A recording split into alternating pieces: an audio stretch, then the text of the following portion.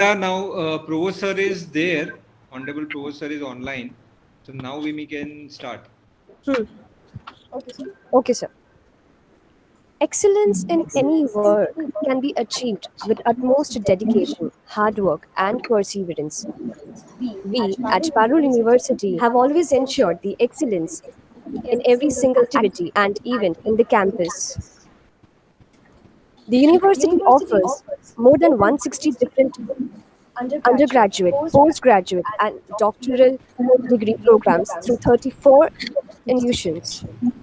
There are about 28,000 plus students studying in the university, which reflects the popularity of the university among the student community.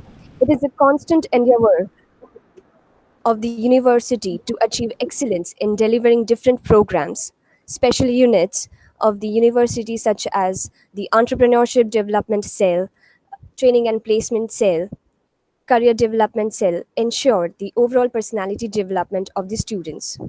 The university attracts a number of foreign nationals because of its outstanding global reach. At present, there are about 1,200 plus international students from 49 countries pursuing full-time degree programs in the university. Research and development forms the backbone of our curriculum.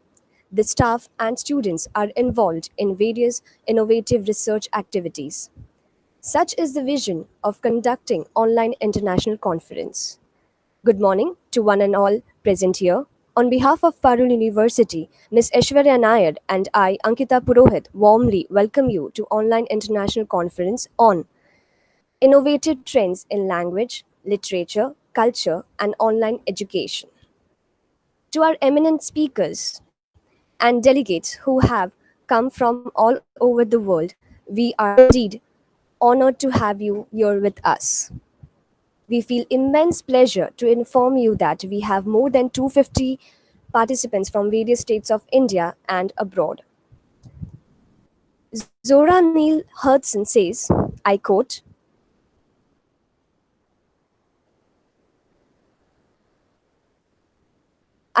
research is formalized curiosity. It is poking and prying with a purpose. Unquote. Such is the curiosity brought by this online international conference that encourages research and offers an excellent platform to discuss strengths, weaknesses, opportunities, and threats involved in language, literature, diaspora, linguistics, pedagogy, online education, and other related studies. The Online International Conference is an academic event organized by Parul University. The aim of this conference is to identify various language learning techniques and concepts prevailing in global education scenario. At this juncture, I would like to take the opportunity to welcome our convener, Mr. Santosh Nair, Senior Director of Training and Placement Cell and Career Development Cell at Parul University. Heading the Training and Placement Cell, Career Development Center, as well as Industry Academia Partnership Cell for all 34 institutes at Parul University, he has the key responsibility of planning and execution of motivating, nurturing, grooming, and training of the students in terms of their soft skills, technical skills, and aptitudinal skills in order to make them industry ready. I welcome you, sir. Please unmute Santosh sir. Unmute your mic. Yeah, sorry. So thank you, Ankita. Am I audible? Yes, you are audible. Yes, sir. Okay, thank you. So very good morning to one and all. As a convener of this conference, I, Santosh Nair, Senior Director, Training, Placement and Career Development Cell at Parul University, am very much delighted for this official occasion. And I believe that this is going to be an unprecedented event for the research scholars, participants, presenters, and my dear students, especially to those who belong to language, cultural studies, and literature background. I would like to welcome all the dignitaries present here on the dais to this first online international conference on innovative trends in language, literature, culture, and or online education. It's actually a matter of pride, a great pride, I would say, for me to be a part of this international conference as a convener. Being online event, it covers a wide range of subjects in language, translation, literature, cultural studies, and online education that welcome presentations dealing with new interdisciplinary perspectives in these fields and other areas of investigation. Through this conference, we aim to bring together scholars and graduates who are researching the intersections of linguistics, cultural and literary studies with a particular focus on language and literature, gender and sexuality, race and ethnicity, diaspora and its discourses, cultural images and recent trend of online education and its challenges in the context of current global pandemic situation. So here the stage is all set for the scholars and intellectual minds to foreground their research work. Hope we, through this particular international conference, we all enrich our knowledge at the end of this event. Thank you very much to all the research scholars and participants for participating in this particular event, and to all dignitaries once again to be a part of this online international conference. Thank you. Thank you, sir. Now I would like to welcome co-convener of the conference, Dr. Om Joshi, Assistant Professor at Department of English in Bhakta Kavi Narsimha University, to share his views about the conference. I welcome you, sir. Good morning and a warm welcome to one and all who present here. I am Dr. Om Joshi, co-convener of the international conference. Welcome all of you in the online or a digital conference of Parul University, Vadodara. This is a pride moment for a CDC department to organize such a useful and innovative conference during, or we can say after COVID-19 pandemic, where we all are aware about the recent changes in education system. Parul University hosting an online international conference on innovative trends in language, literature, culture, and online education. I am very happy to share with you more than 250 research scholars, students, professors, and other academicians will share the research in this international online conference. The overall goal of the conference is to facilitate the knowledge regarding the conference themes and active exchange of information among the research scholars on innovative trends in language, literature, culture, as well as in the online education. To accomplish this goal of the conference will facilitate the learning's dynamic and interactive environment, where the opportunities will be created to share the research result, as well as we can say for the discussions and sharing of the experience and drawing of the proposals and recommendations on a paper presentation and research work. Regarding the theme and content of the conference, being an online event, it covers a wide range of subjects in language, literature, and so on. We can say with the new interdisciplinary perspectives we are going to discuss here in this online conference and in this and other areas of investigation. I hope and ensure the conference will be very useful, profitable, and knowledgeable for all the researchers. All the best and have a good day ahead. Thank you. Thank you, sir. Now, I take the privilege to welcome our patron, Dr.M.N.Patel. Dr.M.N.Patel, being a scholar, is a provost of Parul University. Earlier, he was Vice Chancellor of Gujarat University for a period of 3 years. He was also principal in LD College of Engineering, Ahmedabad, Gujarat, for 10 years. He's awarded for numerous numerous candidates for their master thesis, conducted many seminars, workshops, and training programs in the state. I welcome you, sir.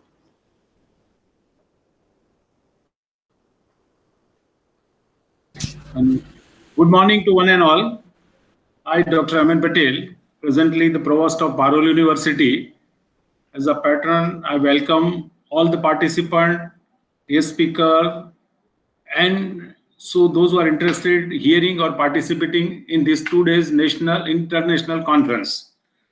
First, I will start with congratulations to our placements department, senior director, Mr. Santosh Nair has took this pain to have this type of conference with collaboration of, I think, Bhakta, Kavi, Narsimha University, as well as with the Gujarat University, Dr. Jagdish Joshi and Dr.M.N.Patel Joshi. So I consider that it is a good interaction, or rather interdisciplinary or inter-institute relation development conference. Before I start or speak a little bit pertain to the conference, content of that conference, as it is said, it is for language, literature, culture, and e-education.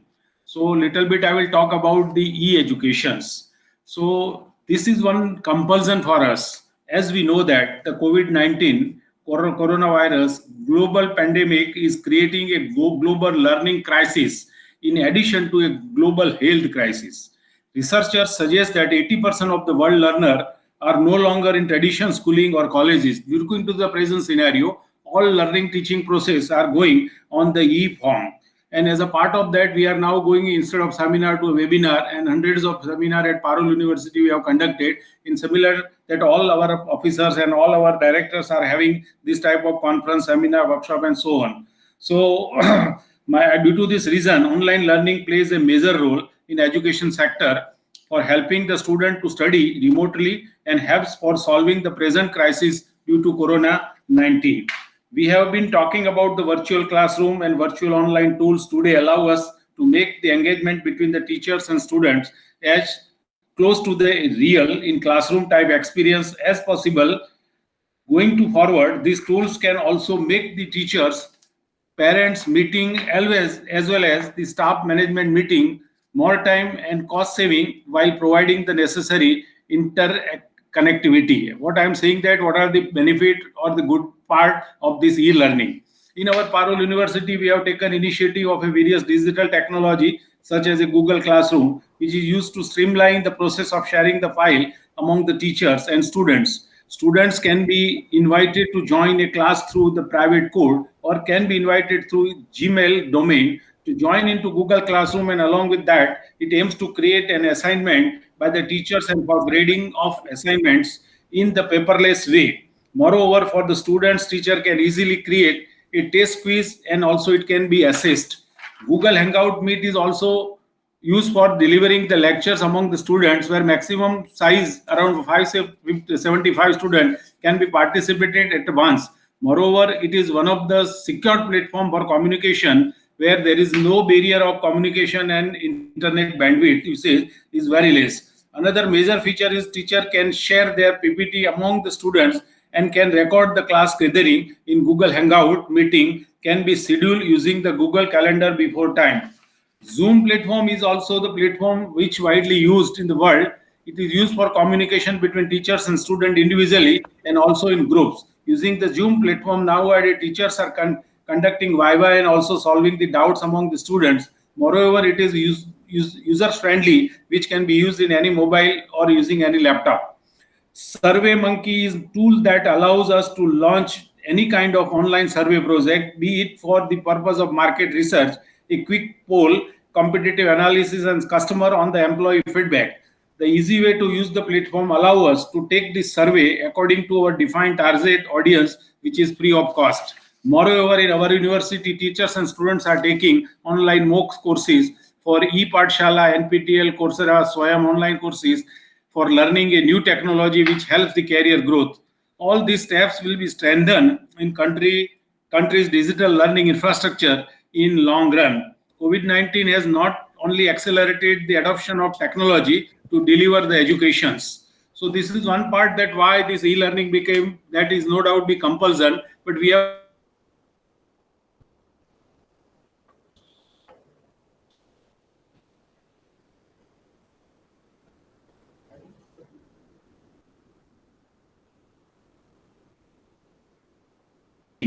we need the human interface with the student for good communication. That is always be there. It never inspire the young mind. That is the word which we have seen the eminent scientists of our Bharat Ratna C.N.R. Rao against introducing online classes for the children. He also suggested that up to 2 standard, there should not be such online classes. But we are talking for our college or higher education or technical education. So this is one of the things why we are supposed to go by in this way. Now, some of the points when we are going to take the help of e-learning, obviously there are some suggestions from my side. As so far school teaching is concerned, nowadays we are facing at government of Gujarat made that there is no classes, so there is no fee can be charged from the student. It's a very serious decision that government has took, and as a result of that, the entire system, as so far school teaching, let almost paralyzed. Then they have started just teaching the student. Ultimately, it is going to be lost to the society. We hope so that a good solution may come, because you are thinking for the parents, those are not having the income, but at the same time, when the school are not running the classes, obviously they are not going to pay the teachers. Here in Parul University, from very first March, when the lockdown start, we have never faced any financial crisis, and our all staff members, they are getting that salary in very first week of the month, and that still today we have received it. That is only result of that our students are paying the fee. If students are not paying the fee, obviously the teachers may not get the rather salary. Then again there is a starvation or so-called the difficulty to the family of the teacher. As so far Gujarat is concerned, we have 18,000 of villages and more than 17,000 of schools, private schools, where at least we count that 10 teachers are there. Then obviously 1,70,000 teachers, and if the fees are not paid, then that Sanchalak Mandal cannot give the salary to the teachers, because government is not supporting to that. So again, that starvation go to the family of the teachers. So like that way, this issue should be resolved jointly. But at this stage, whatever option which we are left behind is just to go for e-learning in order to save the time, because the year 2020 is a very difficult year, and we are supposed to pass the 2020. Apart from any other financial or other parameter, we can live on the earth only when we find out the solution of the safety of this corona. As so far in school is concerned, to my opinion, I have some suggestion that instead of e-learning, we can give some project work to them, drawing or painting, craft work, or we can give some storybook to read. Like that way, we can change the method of teaching. Instead of to sit constantly 3-4 hours on a front of a screen, it is very, very difficult, not only for the student, it is also difficult for the teacher also to be, and people like me, those who are senior citizen, for them also to see for a screen for number of time. But unfortunately, I have to sit in the front of this screen for more than 6-7 hours. The reason is, as presently I am the member or EC member of GPCB, where we have to scrutinize about more than 200 industry project, rather mining project, construction project, to whom we have to give the environment clearance. So one will take half an hour. So obviously, since last month, I am remaining busy from 1:30 to 6:30 to see all this file, and I feel that what difficulty we are having, but there is no way out, and I have to do that. So some of the advantage of our e-learning is there. It can save the time, because at a time, as we see that today we are having more than 250 participants are going to join. Normally in a classroom teaching, we have a limitation, about 60 or 100 students are to be there. In general, we can say that we are not coming out on the road. Obviously, there are several problems, traffic issue and other, that also can be little bit resolved. And due to that, also some accident by which caused the death. As we have seen, the number of death due to accident is more than what the death are causing due to corona. But we have never bothered about that accident which caused on the road.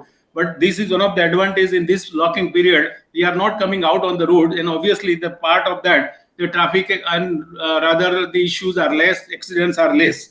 And also it is advantage that one can work parallel. Here in my office, I am using 3 devices, and at a time at the 3 things I can operate that. So that also saves the time, because I can attend this EC of the GPCB, I can attend this type of seminar, webinar, I can attend my teachers' lectures, which is going on in the, at present we have about more than 1,000 lecture every day going on in this. But the advantage is also be that we should have some sophistication as smartness in ourselves is increased. We have learned a lot of new things in technology which can help us so that we can deliver in the best way. At the same way, there are several disadvantages of that. Good computer literacy is required for anyone. And I think little we can say that the one-to-one eye contact is not there, so there is a less effectiveness. And as a result of that, unemployment is going to be the big issue. When everything is going to be online, obviously the resources became online, then the manpower or human resources will be reduced. That will cause the unemployment. Especially we are talking for the ladies parents. What happens to that? Their kids, those who are going to school, they are not knowing that much to how to operate the computer or laptop or iPad. They have to sit with them, so they have to give the time for them. Some of the ladies which we observed at our organization, they have left the job or they are just on the working from the home. There's a reason that they have to attend their kids at their home while they are just learning for the school. So like that way, there are several plus and minus point is there, but situation has compelled us to go this type of thing. But in short, I can say that landscape is evolving with the technology. Now, in the last, I can say that I am the provost, and as a patron, I commence this international conference on innovative trends in language, literature, culture, and e-education of Parul University. I welcome all my chief guests, guest of honor, speakers, participants, presenter in the first even online international conference organized by our CDC department of the Parul University. CDC has taken phenomenal initiative and to assemble the people from the different parts of India abroad. The international conference will undoubtedly assist the entire enrich ourselves in terms of literature and language.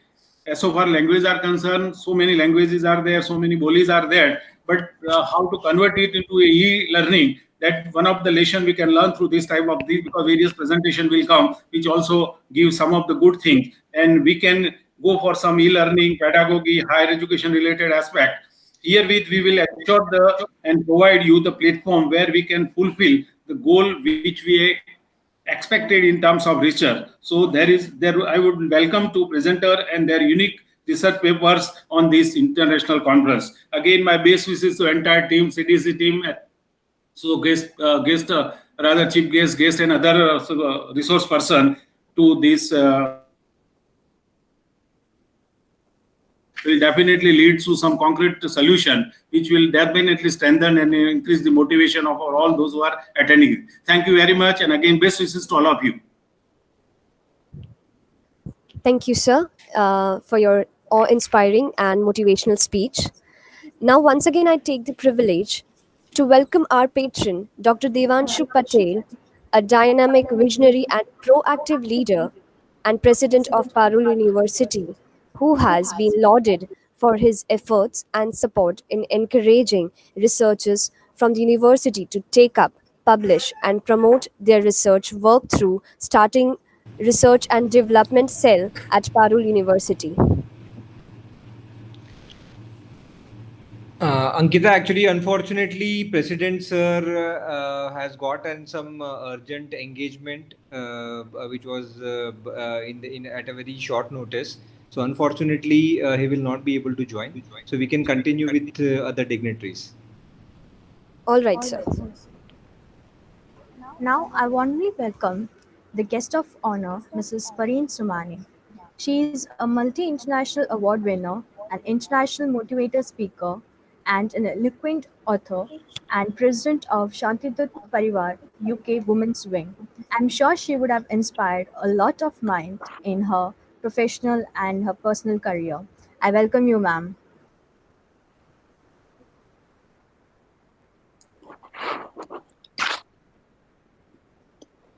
Hello, good morning. Can you hear me? Yes, you are audible, madam. Perfect. Thank you very much, Ms. Nair, for your kind introduction. I would like to thank Patron Dr. Patel, Patron Dr. Devanshu Patel, Chief Guest Professor Dr. Jagdish Joshi, Keynote Speaker Dr. Professor Dr. Paresh Joshi, Guest of Honor Professor Shaleen, Convener Mr. Santosh Nair, co-convener Dr. Om Joshi, and other dignitaries and the organizing team for inviting me here. It is my honor to be part of the conference amongst the fantastic speakers who are sharing their knowledge. It is my pleasure to deliver a short concept speech sharing their knowledge, and it is my pleasure to be on this conference of the innovative trend in language, literature, culture, and online education. As we all know, the world has been disrupted as a result of this global pandemic that we are currently living in. Prior to this, our interaction with each other was referred to as a normal human interaction.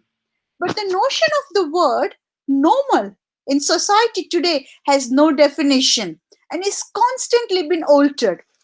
This is difficult for us because we as a human being are the creatures of habits and do not like change.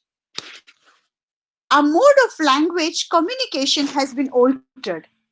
We must adapt to these changes, otherwise, we will be left behind in many aspects of our lives, and we forget that even the surface of the earth at the equator moves at the speeds of 460 meters per second, or approximately 1000 miles per hour. So, within this ever changing world, and particularly after the COVID 19 pandemic, we must find our innovative methods of language communication and to share with each other. Before the COVID 19 pandemic and the implementation of lockdown measures and the social distancing regulation, most of our communication took place through human interaction.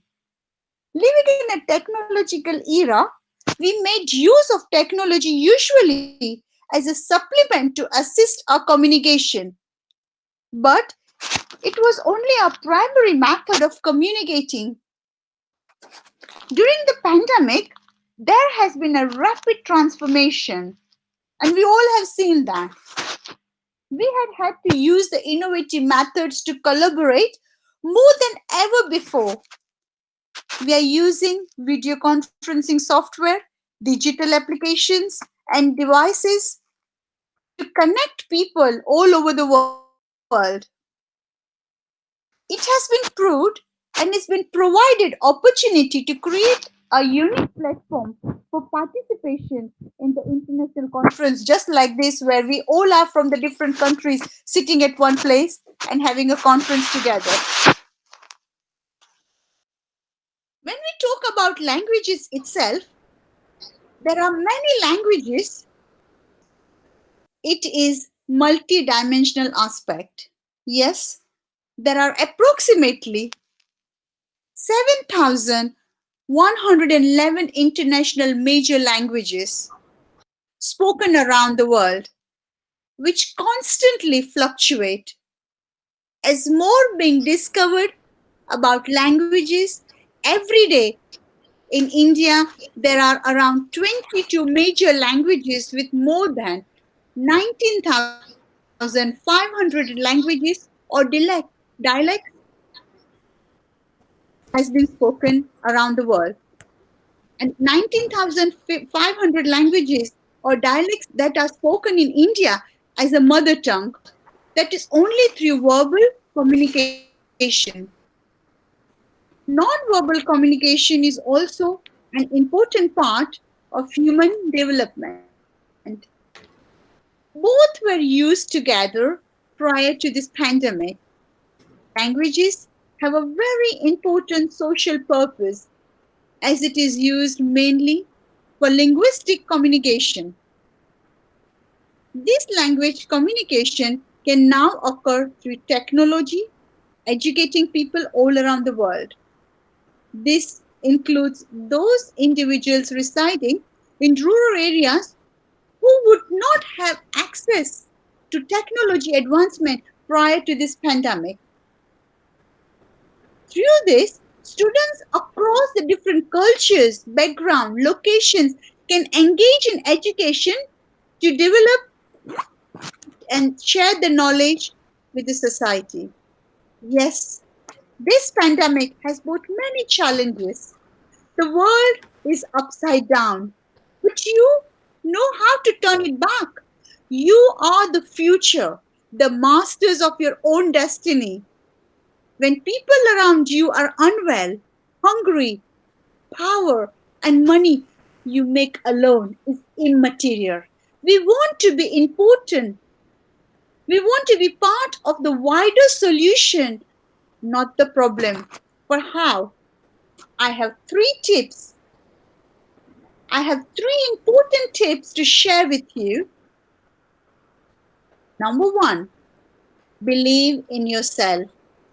Believe in yourself. Nothing in life is constant. Even a caterpillar changes a beautiful color. And even a caterpillar changes into the beautiful butterfly. So even that, so believe that you have strength to create a positive change and inspire others. Do not be afraid. The world has faced previous challenges: war, disease, political unrest, financial crisis. We came out resilient and stronger than ever before. We learned from the past and created a better future. You can make this country a prosperous again. Number two, follow your instincts. Do the right things. Do not forget your ethical values. Be kind. Be humble. Be generous. Fair. Help each other. And connect with people that need your help. Number three, be the person that build bridges. Be the person that build bridges and respect the diversity despite the background, ethnicity, social, political, or religious outlook. Remember, this is your country. This is our country. You can change the future. You can make all the positive impact on the society at large. Start with your family and friends. I always believe that by working together, we can make a positive global change. Thank you. Thank you, ma'am, for those inspiring words. I'm sure we are all very motivated by this. Now I welcome Chief of Honor, Jitendra Shalan, who is Professor in Department of English and ESL School of Advancement, Centennial College, Toronto, Canada. I welcome you, sir.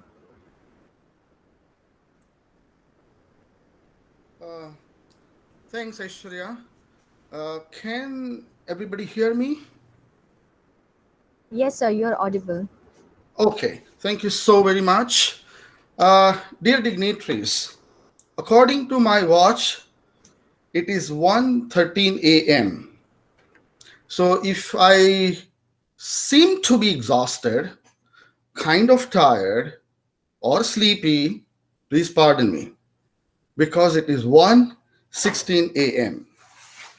In the beginning, I would like to thank Parul University for giving me this opportunity and Dr. Jagdish Joshi, who invited me to join this conference. The title itself, Innovative Trends in Language, Literature, Culture, and E-Education, is very interesting, appealing, and pertinent. Now, we use Zoom and we use our virtual classroom platform. So Google Meet is kind of new to me. Can I open my PowerPoint on this screen if somebody can guide me? Say, for example, Yes, sir. You can. Yeah, sure. You can click on the present now button present on now? your Yes. on your right side, your bottom of your screen. Just click I on see. Right. it. There will be three options. Your entire screen. Oh, yeah. Yeah, click on entire screen. A dialog box will appear in your center of your screen. Click inside that particular dialog box. A share button will be enabled. Oh, I'm sorry. I mean, I just missed it, man. Okay. Yeah, now it is okay. Now what you do, you just minimize your browser. Yes, minimize this I browser. minimize browser. Okay. Yeah. Yeah. Yes. Now you can make full screen of your PPT. Of my PPT. Yeah, make the full screen and yeah, just Okay. press yeah, Yeah. just press F5. Yeah, fine. Yeah, Fine. it is viewable. Yes, sir, it is viewable. Your video is viewable in the right side to all the viewers. Okay. Okay. You can I carry. cannot see my I cannot No, see no. my video. Is that Right okay? now you're sharing a screen. Yeah, it's okay. It's okay. All right. So basically, I mean, the title is Innovative Trends in Language, Literature, Culture in an e-education, which is my passion, which is my research. So, moving to the next slide, let us focus more on language and literature. Colleagues, when I present in different webinars, seminars, conferences, one question is always asked to me. And the question is, what has more employment opportunities, literature or language? Let me explain. So, for example, if the teachers would like to immigrate to different countries, especially English-speaking countries, and they want to have some employment, they generally ask these questions. Please remember, I would focus my presentation on innovations, but let me explain the context. The answer to this question is language, because, say for Indian students, there is a huge exodus of Indian students to Canada. They need language. They need to communicate. They need employment.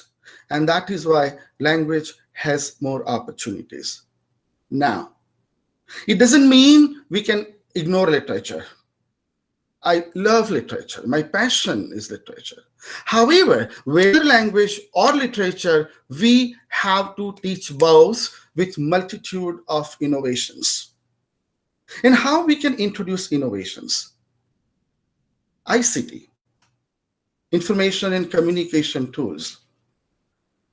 Please remember, when you use ICT, you have to use variety of tools and not uniformity. Just posting videos doesn't make much sense.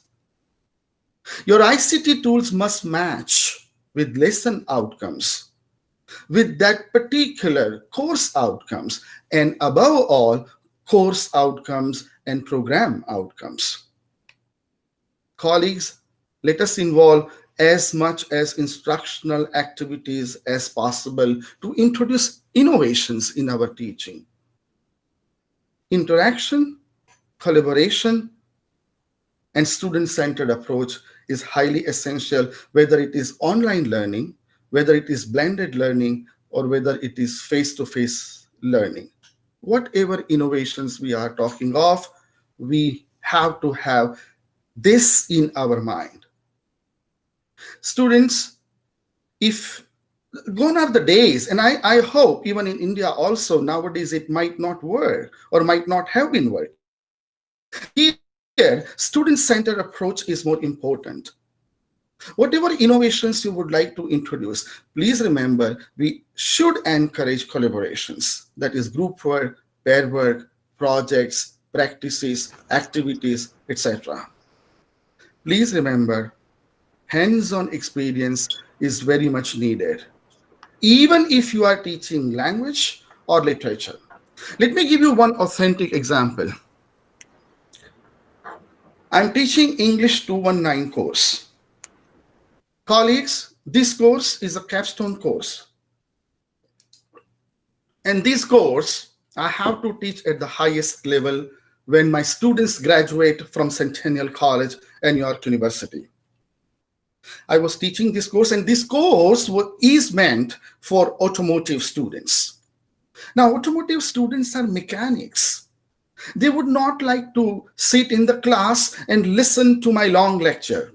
I did it, I failed.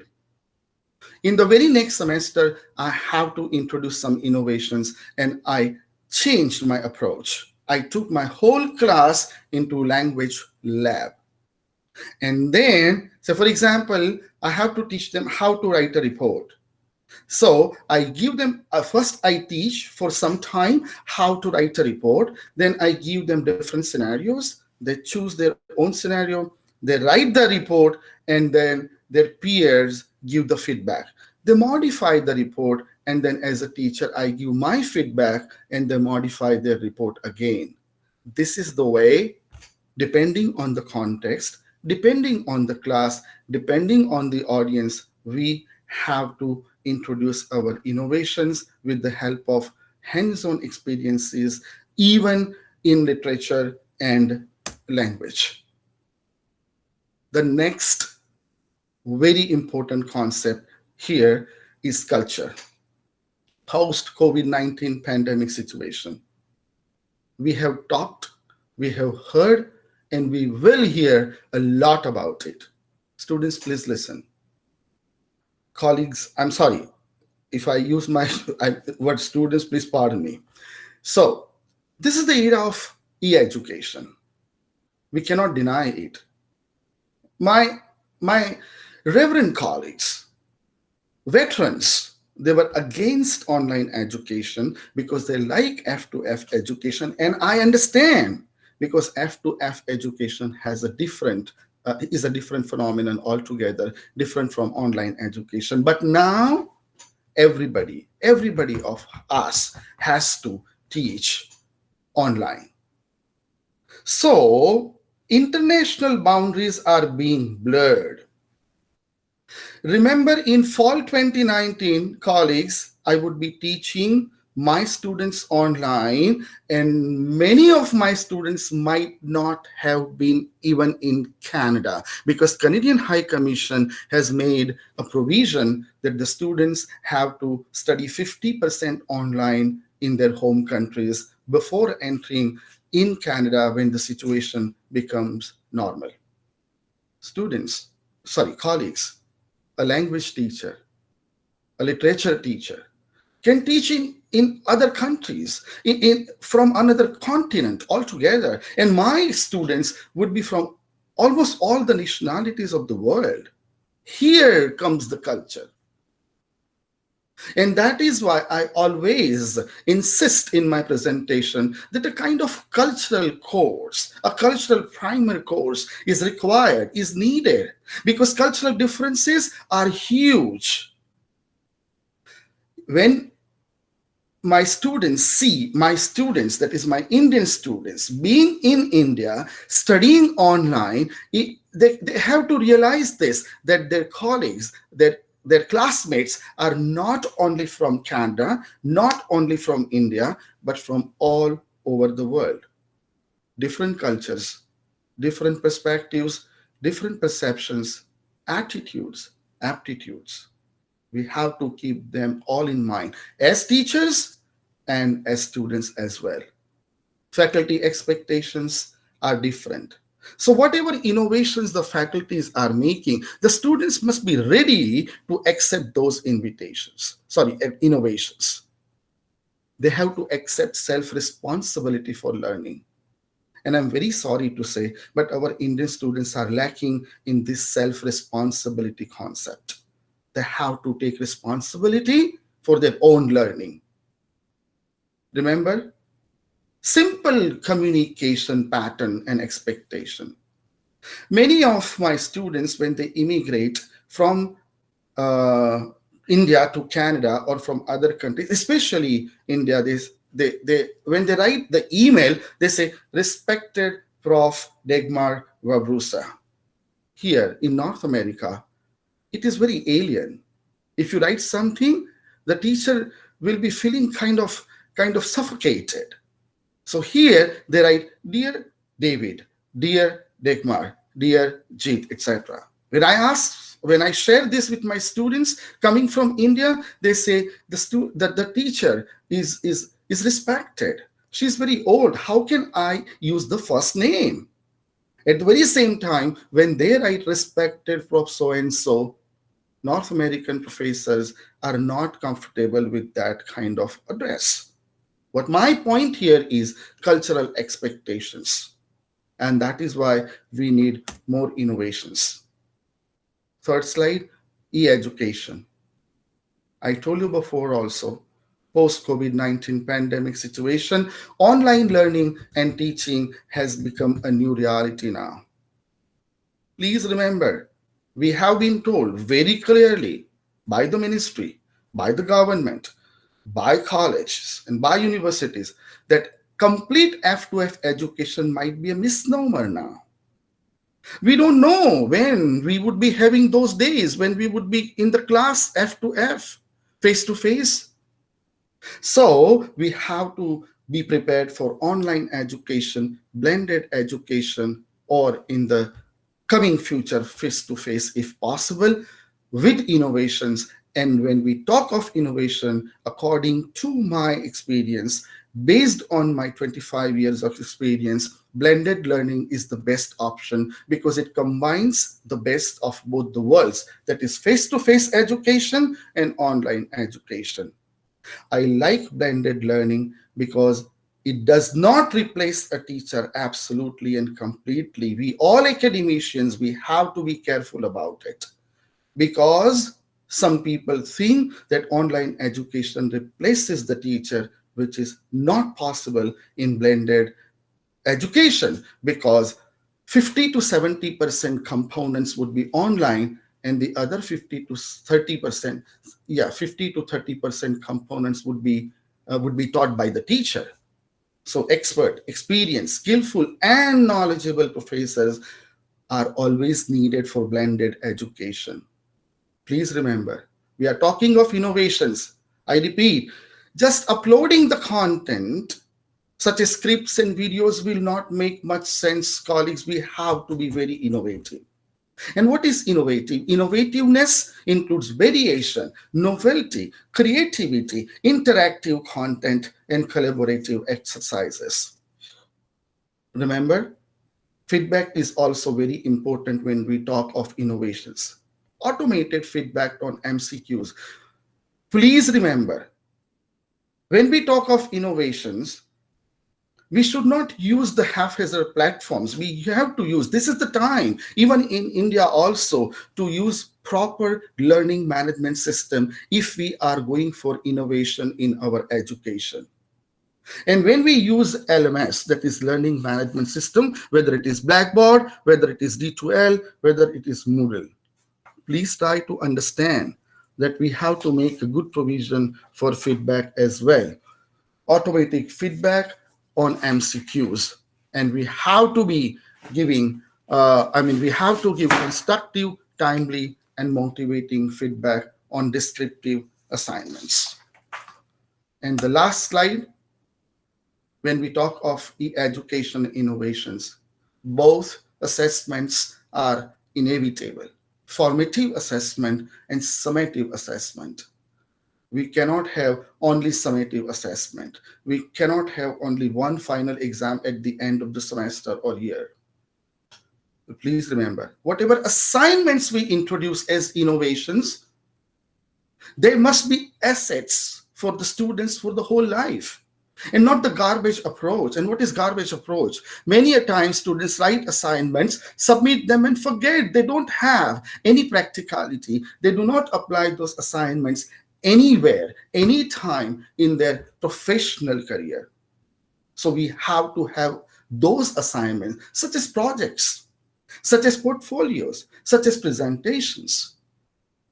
I repeat, combination of MCQs and descriptive options assessments are essential for introducing innovations. Please remember, when we give the assignments, we should not give them only one option. Just write it and submit it. No. We must give them different options. One student can use audio podcast and upload it. One student can record his video and post the screencast. And some students, traditional learners, might have even written scripts, might submit even written scripts also. Please understand, colleagues, when we talk of innovations, we have to talk of UDL.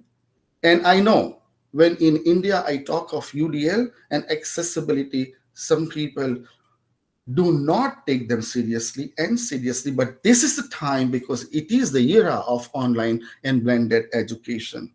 Please have the awareness of UDL and please make your content accessible to the student. This is the most significant innovation we can make in our teaching and learning. We have to address multiple learning styles while introducing innovations.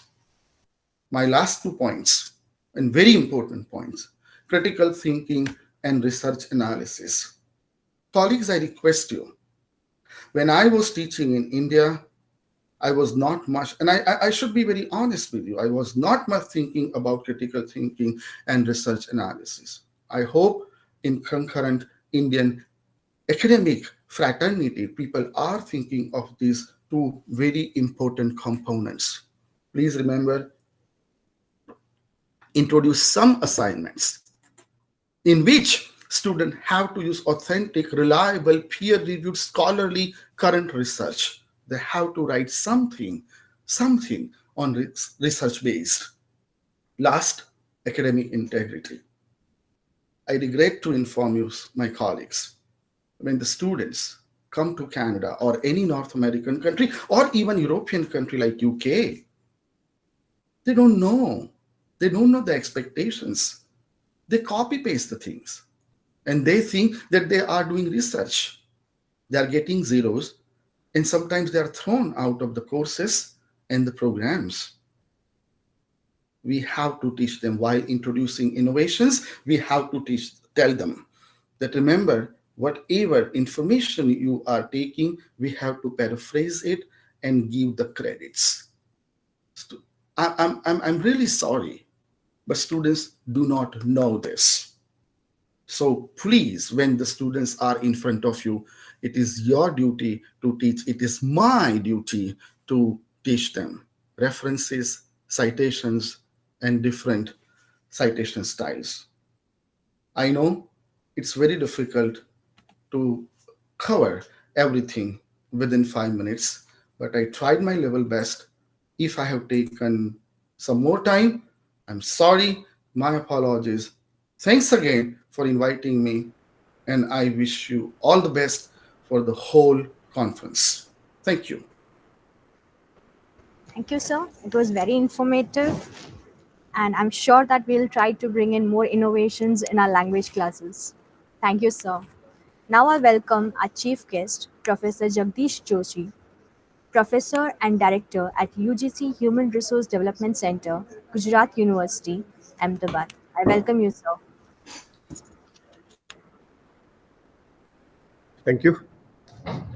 First of all, good morning to all the friends here in India, and greetings to all from outside India. I would like to congratulate Parul University for organizing this online conference on the theme which is really something which is to be addressed in today's environment. So I would like to congratulate the team of Parul University for organizing this international conference on innovative trends in language, literature, culture, and e-education. It's always a privilege, and I would say that it's very interesting and it's a privilege to listen to Dr.M.N.Patel. He has been a mentor of us in Gujarat University when he was Vice Chancellor here, and we have been working with him as a team member. And apart from that also, he is a person who is stalwart in technology and many other pedagogies. So I'm really thankful to the university that we got a chance to listen to him. I would like to greet Devanshu Patel ji, the President of Parul University, Mr. Santosh Nair and Om Joshi, the convener and co-convener of the conference. Very happy to listen to Shalin and Pareen once again. Shalin, it's always a joy and learning when I listen to you, and similar it is there when I listen to Pareen. So very happy to be with friends once again on a different platform. And the platform has given a chance to talk to each other like this. I would like to concentrate a little bit on the topic which is decided, the innovative trends in language, literature, culture, and e-education. I understand that this conference will come out with novel ideas, innovations, and some practical approaches which can be applicable in the present scenario. I would suggest it to the organizers of the conference that after your research papers are presented, you should form a committee which should review the research papers, and those who are qualitative, they are to be published on some platform which can be useful to the society and the world in general. When I look at the topic, there are two things which I am more interested in. I love all the 4 items which are included in the topics like language, literature, culture, and e-education. But I would like to focus on 2 dimensions, that is language and e-education. These are more dear to me than those literature and culture. And I'm very happy that Shalin has taken very good examples of culture and communication, how culture makes a difference in communication. Really, it is very much needed when we talk on international platforms and we meet people at international platform, or maybe at different places. I would like to say, when I think of innovations or innovative trends in language, there are few things comes to my mind at the first outset, which I would like to talk about.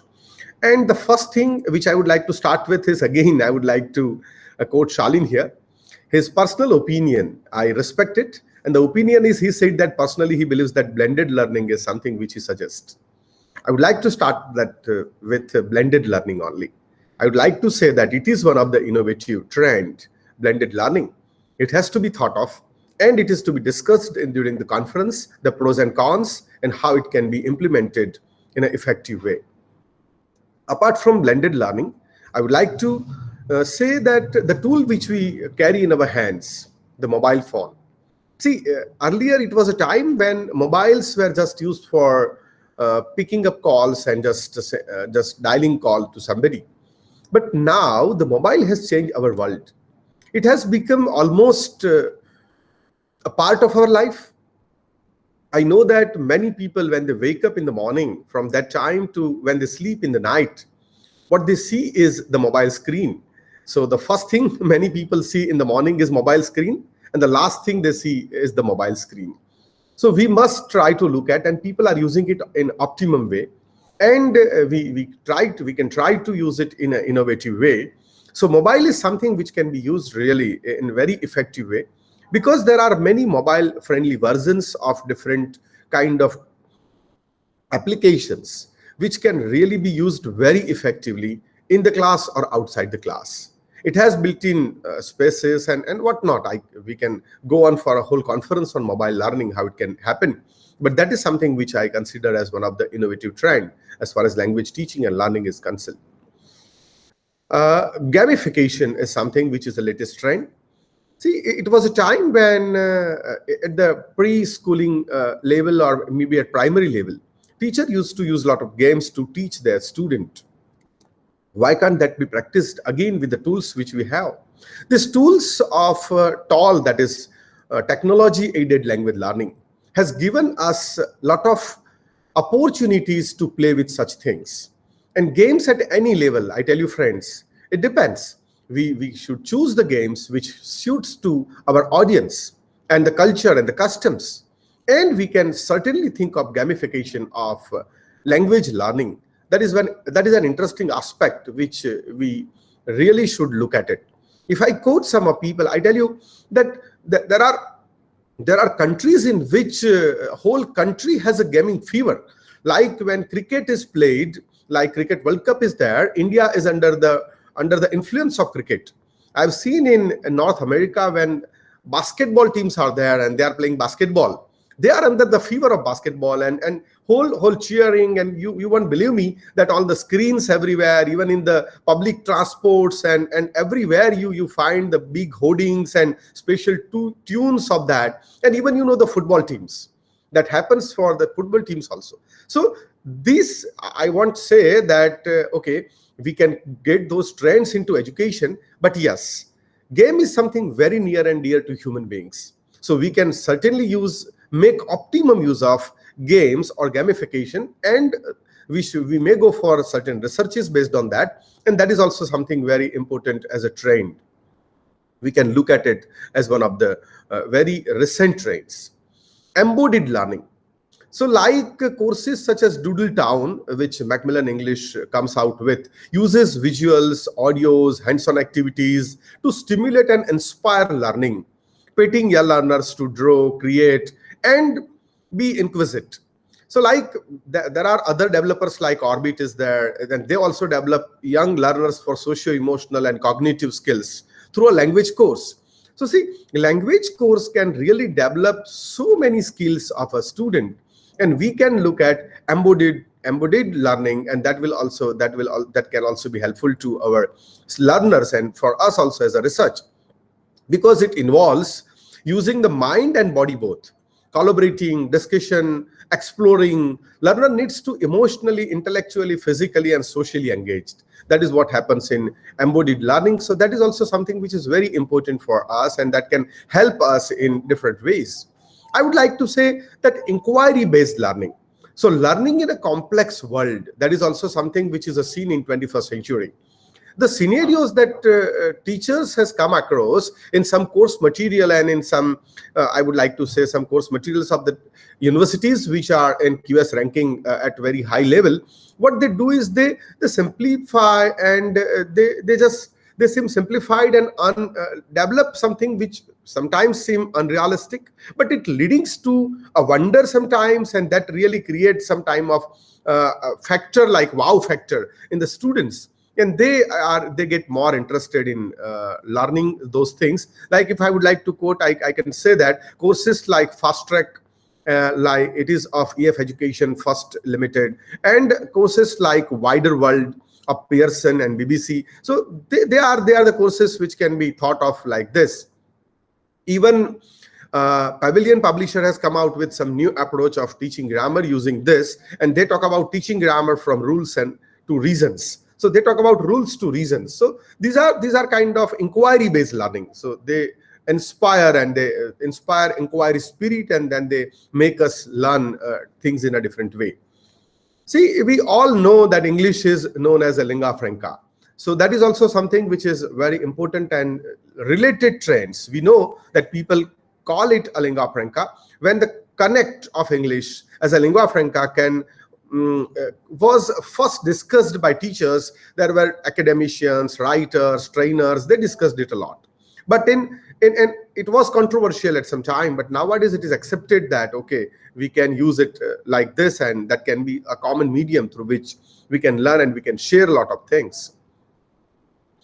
See, we should look at some methods which are supporting learners for the specific needs. Sometimes learners have specific needs. I would like to say rather something customized like kind of thing. Nowadays, this online education can give us an option where we can even develop something which can be customized by the students. Like, see, I know that in India, when we talk of the classroom concept, it is very difficult because the number is very big. But if you look at some countries or some universities where the number is very small, and this is not something which they will feel novel, because they try to look at specific needs of the students and they try to deliver like that. But when I talk in Indian concept or Indian context particularly, I know that the classes are generally of 150 or like 200. So in that way, it is difficult for us to concentrate on specific needs of the students. But yes, when we talk about using online platforms, there are many such LMS, learning management systems, many such applications which help us to help those specific needs of the students, and that can be done. That is also something which can be looked at as a new trend and which will be very useful. Another thing which all of us are doing at present, I'm talking to you, and before me, quite a few experts have also talked to you. After me also, there are many friends who are going to talk about different topics and on different topics. And the university is doing a very good work that they are live streaming this on YouTube. So this content is simultaneously created. This is also something which is very important, and this is also counted as one of the very new trends. We used to create a content earlier. I'll take example more from Indian context only. If I would say, I'm not judging anything, but I would like to give an example that there are different kind of contents which were prepared by the teachers when they were going for teaching. There were teachers who used to prepare one notebook. I don't know when they prepare exactly, in the very early years of their teaching career or maybe at that postgraduate level. And that same notebook goes on till 10 years, 15 years or 20 years, and they have been teaching using the same notes or the same textbook. So this was one kind of teacher. Then there were teachers who used to prepare class cards, like you have lecture cards or lecture notes. And there are many other devices. But look at the present scene. We are talking and we are captured online, and our video is captured, and these videos will remain for years for n number of people. So see, sharing, creating and sharing has become a practice nowadays. Create a content and share it. the whole new concept has developed, and that I call YouTube concept. And see, YouTube concept is OER. You all know that it is open educational resource in a way, because anybody can access when you post something on YouTube. But at the same time, yes, there are some other ways. That is how the YouTubers earn money also. I don't want to talk more about it, but I'm more interested in, the days are not far when people may prefer to go to YouTube more and less to the university. I don't know, because I tell you, friends, I would like to give you just two examples. Suppose you have some problem in fixing something. Say, for example, your computer has some problem. Some file is creating some problem, or maybe your printer is not working, or maybe some electronic tool which is complex and you don't understand exactly how to fix it. You have lost your manual, or it's not handy and you want to know how to fix it. The general trend people do nowadays is they go to Google, they just search for that how to fix this, and then Google shows them some documents and some videos. Apparently, video is the first choice than the reading material, because in reading you have to read, you have to understand complexities. In video, it just exactly show you. Not see if it is a very good manual, it may have steps also. That in manual, step 1, step 2, step 3, but video exactly shows you how to fix it. So you can really have a look at the first step. You can pause the video, you can go to the second step, and then you can do it. My daughter, when she was trying a lot of cookings, and when she wanted to try some new recipe, just try to remember that, try to remember our age people, or maybe our mother, or maybe people in their 50s or 60s. What if they want to prepare some new recipe, if they want to prepare some new item which they don't know, what they try to do? I guess they will try to call somebody, maybe their mother or a sister or somebody, and they will ask them that, okay, I want to prepare this dish and how to do it. But look at the children, look at this native learners of digital natives, I would like to term them. Look at these digital natives, what they do. They just go to Google, they search for it, they go to YouTube, and they find out a recipe, and that is how they cook it. So I tell you, friends, the days are not far when these things will be very easy. These things are very easily accessible. So these things will be used sparingly, and they are used today also. So creation of content and sharing of content has become a new trend in learning, and which is to be looked at from a very positive angle. And I guess that is also to be discussed and to be looked upon in a conference, and maybe by the researchers who are listening to me. Another new thing which has come to us is now management of teaching and learning platforms. This is also something very new. See, just before some time, Shalin, I have all respect for him, and I would like to tell you, friends, that he has developed online courses, and he has done a lot of research on that. He is very good in technology, and he is delivering that throughout the globe. But at the same time, he said that, what I would like to tell you is, he just said that okay, this platform I'm using for the first time and I never used it. Yes, it is reality that it is not possible. There are millions of platforms and millions of applications which are available. So you don't know, you need to use something for the first time. But this gives opportunity to a new career and new research. And that is management of learning management systems. We may be very good as a teacher in content. We may be very good as a teacher in delivery. We may be very good as a teacher in counseling. But what about managing technology? I know that as it is very authentically said, that the world has been divided into 3 different categories looking at the digital knowledge or digital literacy. There are people who are digitally illiterate, there are people who are digital migrants, and there are people who are digital natives. So whatever category people fall in, it depends on how they have to prepare on that. So this is also something very new and very innovative, and I understand that some universities should take up this into syllabuses now when they form the syllabuses of English language teaching or of any subject, that how to manage language LMSs, like learning management systems. So this is also something which is to be looked at. I know that I can go on, and you also know that we can go on this topic for hours together, but I can understand the constraint of time. I'll just very quickly come to some of the technological things very quickly, and then I'll conclude my talk. Paperless textbooks. See, there was one concept which was implemented by our Honorable Prime Minister Narendra Modi ji when he was Chief Minister of Gujarat, and he said, "Bhar vinanu bhartar." I don't know how many of you understand that, because I spoke that in Gujarati. That means weightless education. There should not be weight. So exactly he meant that when a student go and carry his bag on his back, that bag used to be very heavy, and he wanted to reduce the weight of that bag, and that was very symbolic. Here I would like to remove the symbol at present, and I would like to say that we have paperless textbooks now. We have e-textbooks. So that is also something very interesting. There are institutes which I know, there are universities which I know, that they, along with the admission fee, they take a fees of some desktop, or not desktop, sorry, of a laptop or a tab, and then they give a loaded tab or a laptop to the students on the very first day of the admission, that okay, whatever you require, whatever learning resources you require, they all are loaded in this. We have created a special email for you with all security measures, all security features, and that tab or whatever equipment they give, that can be used very effectively for teaching and learning and for communication. So paperless textbooks. Next thing which I would like to tell you is artificial intelligence. The use of artificial intelligence in today's classrooms has really transformed the quality of education. It can provide a great insight into students' learning and improve the overall process with better communication. Teachers can make use of its possibilities to speed up the grading and other daily choice.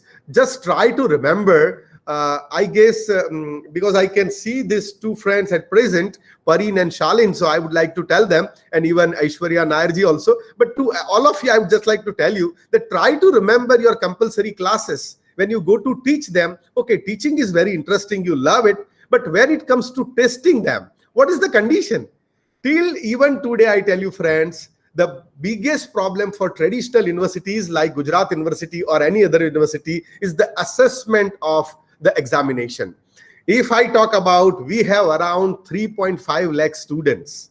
And if you talk about compulsory subject, so each and every student has to appear in the compulsory English exam. So 3.5 lakh question papers in one semester and 3.5 lakh question papers in second semester. Imagine, Shalin is smiling. I can imagine that what he remembers. We have a central examination system here. There we used to have a marathon assessment sessions, and there was a push and force and whatnot, and people have to come here and assess things. See, look at this LMS. Look at the miracle of this artificial intelligence system.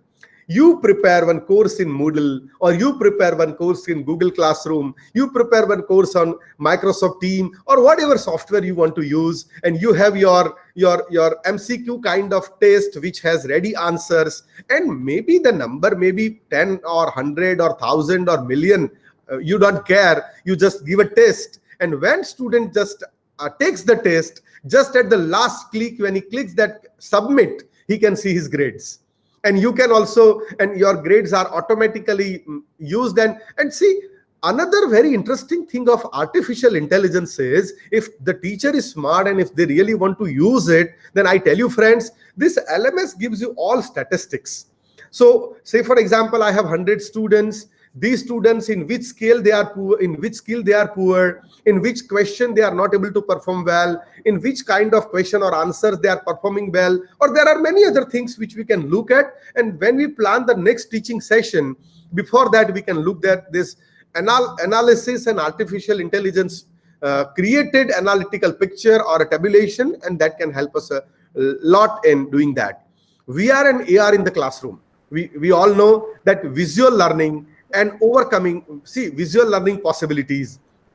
VR and AR equipments, they are all available with all of us, and that we can very easily use them. Digital media and literacy, online courses and learning. People have talked about, even Dr.M.N.Patel has talked about online courses, and other friends have also talked about it. So I don't think I'll repeat it. There are just two things which I'll talk about. One is use of AR. Use of AI, artificial intelligence, use of AR, that is artificial repositories, and we can even think of corpora studies. Corpora is something which we don't touch here generally in studies. So I would recommend that we should think of the corporas, because India is very rich in corpora because we have these many languages. So corpora, testing, LMS, and use of artificial tools, artificial intelligence that can really make our work so simple, with less load, more creativity, and more fruitful. It will be more fruitful, and we can connect with student in a better way, and we can really create them as better students. We can imbibe better skills in them, which are futuristic skills and which are really very much required for the future generations. And we can build the future of the nation, future of the country in a better way. I guess with these words, I'll conclude my speech. I would like to thank the organizers once again. I would like to congratulate and thank the organizers. Thank you very much for giving me the space to talk to these many friends. And it gave me a chance again to talk to Charlene and Parin, old friends. Thank you very much. Thank you, sir, for your guiding and enlightening words. I'm sure we can inculcate more AIs and ARs in our digital world. I now welcome Dr. Paresh Joshi, who is Professor in Department of English, Veer Narmad, South Gujarat University, Surat. And this session will be chaired by Professor Jagdish Joshi. I welcome you, sir. Yeah. Thank you. I guess, is there anybody who is going to introduce Paresh Bhai, or shall I, Aishwarya? Sir, it would be a privilege if you could introduce him in a better Yeah. way. Dr. Paresh Joshi is a professor of English in Veer Narmad, South Gujarat University, and one of dear friends. He is a technocrat, and I could see them almost whenever I look at any webinar at national level nowadays. I could see his face there, and really he is versatile personality, and he is talking on different subjects, different topics, and a true teacher in the sense, a blend of research and teaching. I could see that he has produced many students who are really making difference to the education. So without wasting more time, it's over to Dr. Paresh Joshi.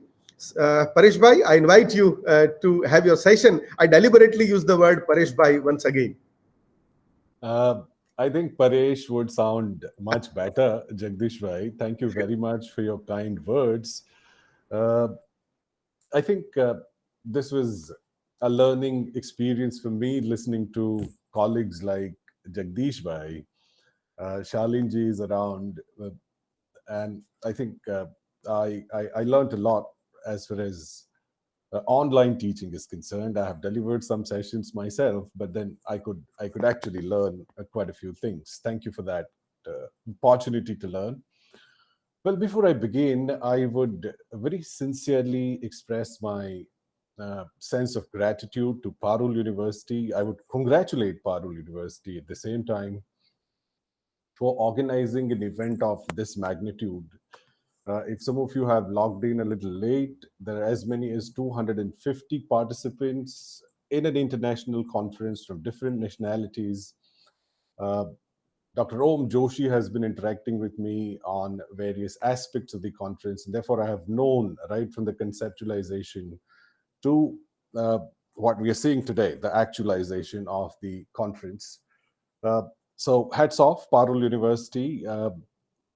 Formally, I express my gratitude to Dr. Devendra Patel, the president of Parul University, Dr.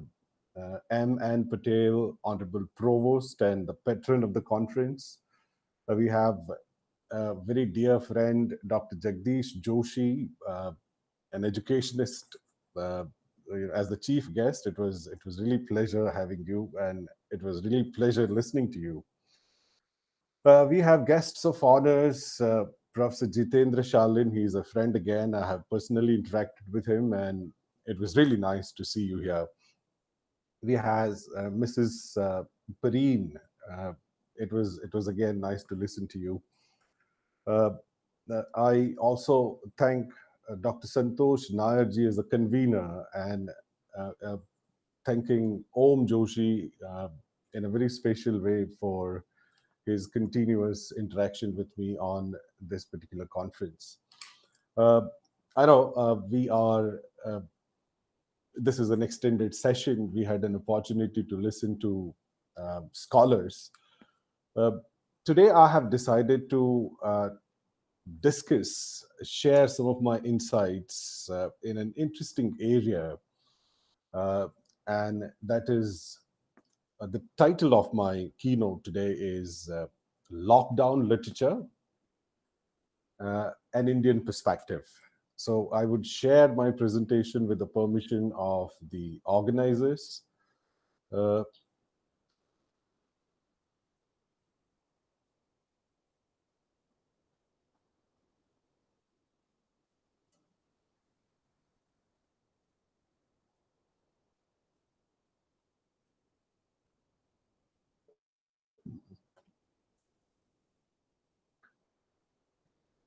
All right, I believe uh, both my video and audio is all right. I need a feedback if I can get it. Yes, it is all right, Paresh bhai. Thank you, Jagdish bhai. Let's begin. As I said, I am going to discuss lockdown literature and Indian perspective.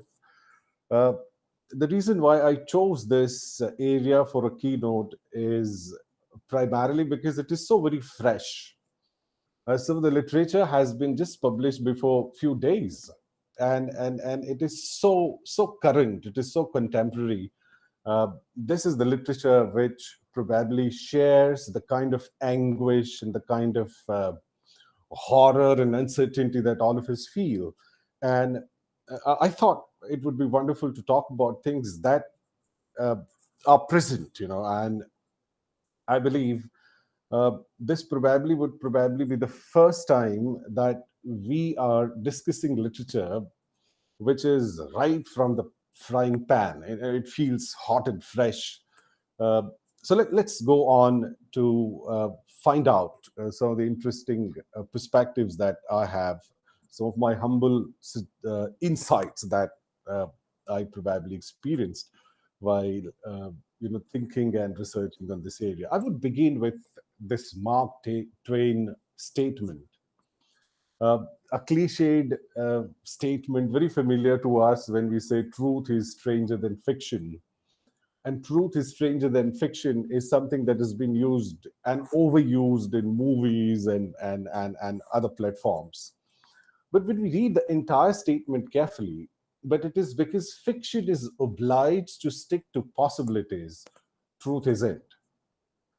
And you would agree with me if I say that there has never been a time more precise than our present time when this statement feels so true.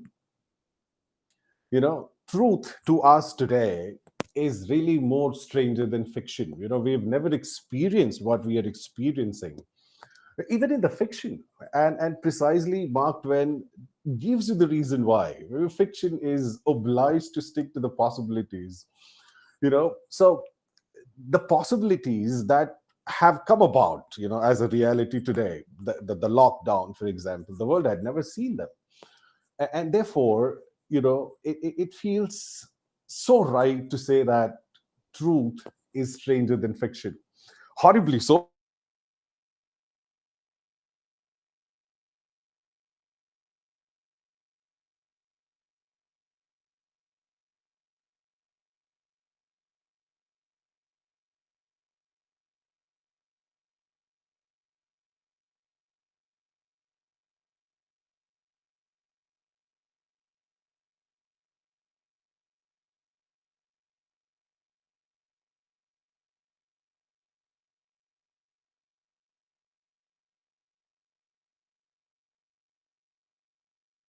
Time immemorial, right from cognitive revolution, as we started shaping languages. Stories have been the reason why we have probably been able to grow as species. The book Sapiens, A Brief History of Mankind, narrates an interesting evolution of sapiens from insignificant apes minding a business in East Africa to to uh, to the dominant race of the entire planet Earth. So all I want to say is, right from the time in memoriam, we have lived with stories, we've created stories, and stories have been synthesizing agents. They have allowed us to group, regroup, and grow into what we are today. Uh, I want a very quick, perspective on evolution of storytelling. It's like how did storytelling evolve? Uh, it is very interesting to think that the first form of storytelling was visual in nature. I mean, if you think of evolution of languages, because evolution of languages and evolution of storytelling go hand in hand, according to me. Interestingly, I have had the opportunity to study literature and study applied linguistics, and that's something that I'm trying to merge here. In a very quick perspective, we're trying to understand that, few thousand years back, we were using cave paintings, for example. The cave paintings are the examples of the prehistoric times where someone did a cave painting because he wanted someone else to see what they were doing, as uh, sharing what we experience has been one of the human instincts. So visual, as uh, languages evolved, that visual form of storytelling was converted into oral stories, and that oral rich tradition probably lasted for thousands of years until we invented the system of writing. So look at this, from visual to oral. Once we start uh, having scripts, storytelling becomes written. We start writing manuscripts, and from there comes an era of printing, which takes the world by frenzy. Dissemination of knowledge was possible. We need to thank both Gutenberg and Caxton for giving us printing technology. Uh, then we come to the era of electronic storytelling. You suddenly have radio and television changing the entire nature of storytelling. And look at this, every single phase, right, from visual to oral to written to electronic, these were major paradigm shifts in the way story was told, one, and the way story was received by the readers, if I put it there, or listeners, if it was an oral tradition. With the advent of computer, suddenly the entire storytelling space becomes digital.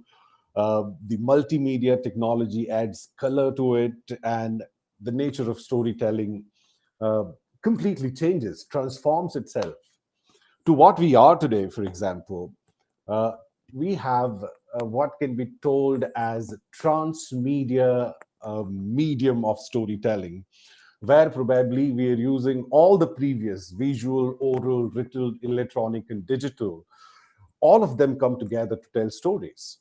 For example, if you see what is happening, you have most of the literature, a new literature, uh, published in the digital form, in the online. The self-publication is a norm. Once the content is published, there are interviews with the author on YouTube. There are visuals. Uh, Transmedia, for example, you take the example of Harry Potter. You would have T-shirts, you would have pens, you would have keychains. So that is how there are multiple mediums used to penetrate that story, as against that very prehistoric, unadvanced form of visual storytelling. So this is how we have evolved. Uh, when we go to literature and pandemics, I'm coming to the point that I was trying to make. As I said, I am willing to share some of my insights into uh, lockdown literature. But let's understand pandemics. From again the times of Greeks to till today have always been the part of human history, and it has troubled, it has challenged human existence. And those horrible challenges, the anguish felt by the human beings, have got expression in literature. Uh, as it is stated by Karthika VK, the publisher, Western publications. Like all major events in history, be it war, pandemic, responses in the form of art and cinema and books are bound to keep coming for a long time. And the present corona pandemic was no exception. There has been a tremendous response in terms of the art, for example, cinema. Barring cinema, you have books and other art forms which have expressed the kind of anguish that mankind has experienced. So there has been a long-standing relationship between pandemic and literature. Uh, if we talk about role of literature during pandemics, I believe it plays a vital role in framing our responses to the pandemics. There have been pandemics like the the the deadly Black Death, the plague, and they have challenged the human existence, and they have been portrayed in various art forms. Literature was no exception. So if you look at the present context, for example, if we go through this literature, it would allow us to help us frame our response to this COVID-19, the monster which is in the air around, and the monster which has pushed us into the confines of our houses, our the very fabric of society, of networking and connecting, has been taken away. So when you talk of role of literature, it has a cathartic function. It allows us to deal with our alienation and loneliness. It also helps us better understand the present crisis by looking at similar portrayals. And in the next slide, I'm discussing how various forms of literature, right from Homer's Iliad to probably Albert Camus' Plague, have portrayed literature in different way. It helps us mitigate discrimination, xenophobia, and ableism that we've experienced. Needless to discuss, our media was full of these stories of discrimination where the medical practitioners were looked at as untouchables. There are instances where they've been bitten, I mean, and that's so horrifying. So not that it has happened for the first time. Literature in the history has noted these notions of xenophobia, and there are groups, there are haves and have-nots. Have find the cozy comforts because of the resources, and the have-nots are suffering on the street. So literature has portrayed this. A guide for what would happen next. Probably literature would also give us a sort of a Q&A guide as to how we are going to survive through this particular pandemic. Primarily, literature is a political commentary on how we respond to health crisis. Let's look at some of these examples. Homer's Iliad, as back as 8th century BC, that is a portrayal of Greeks,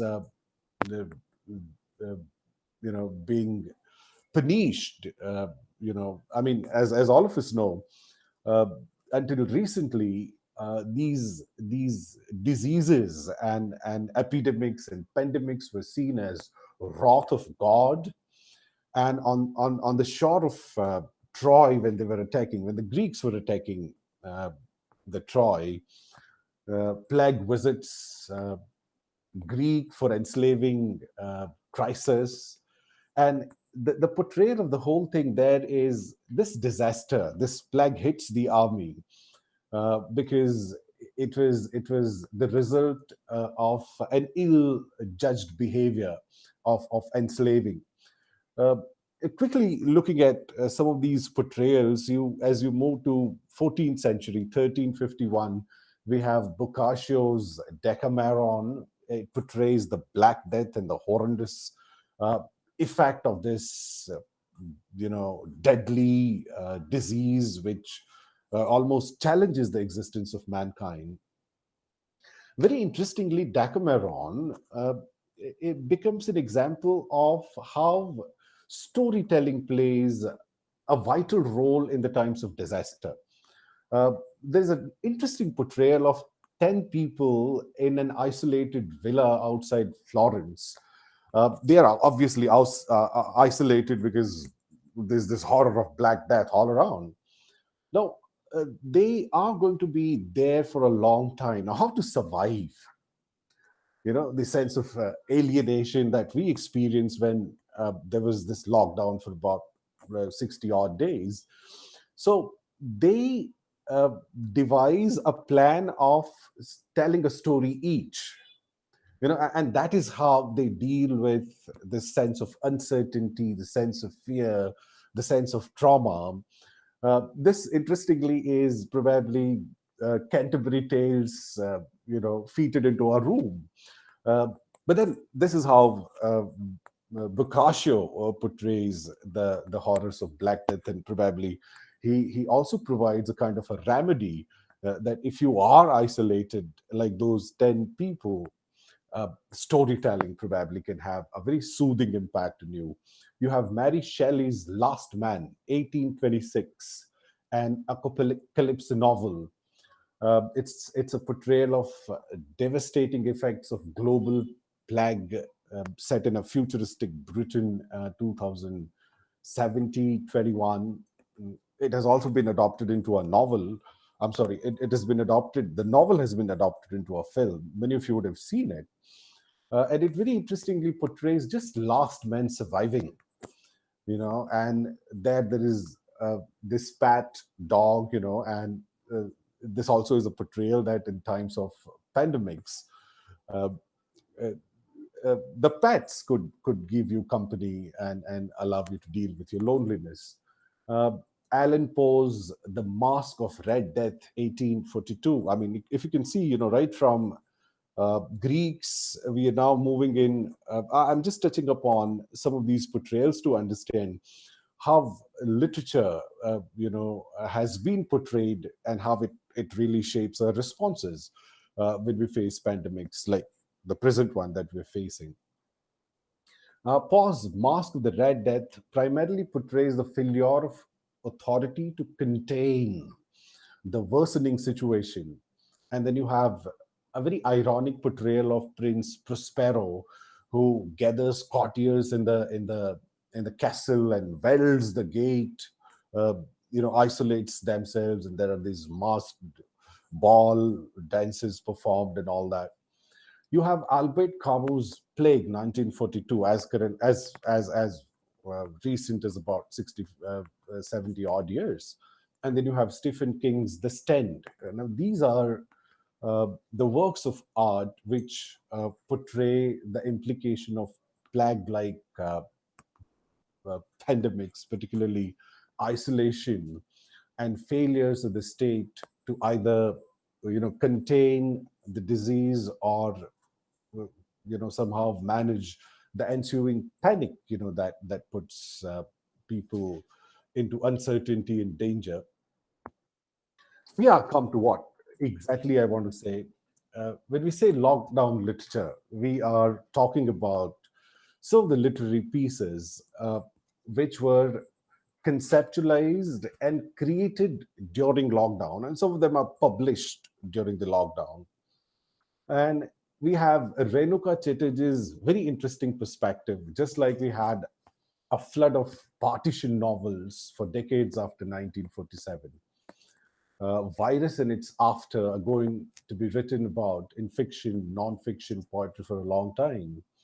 And she very interestingly says that this becomes the rich fodder, for the creators to, delineate, these experiences of trauma and isolation in the various forms of art. And that precisely is what has happened. As I said, I am more going to focus on some of the creations which came out during pandemic, and I'll be more concerned on Indian perspective on lockdown literature. But I'm tempted to take this very interesting poem written by UK's poet laureate Simon Armitage, the title of the poem is Lockdown, and the poem is, very nicely written poem, which at the end says that we are going to emerge out of this pandemic, all right, slower, but he says we'll be more wiser at the other end. If this is a dark tunnel, and then if you're passing through, he's very optimistic of how we would fight back. And as I said in the beginning, uh, Simon Armitage believes that art form can be consoling in the times of crisis because it asks us to focus and think and be contemplative. It probably allows us to transcend from the kind of agonizing pains that we experience because of the uncertainty all around. I have chosen some of the lines to discuss, which are more, in connection to the present context of pandemic. Read with me. And I couldn't escape the waking dream of infected flies. This is how the poem begins. And he connects himself to the bubonic plague in Iran in 17th century, where the flies comes along with the cloth which comes to the Yorkshire, and then it infects the entire village.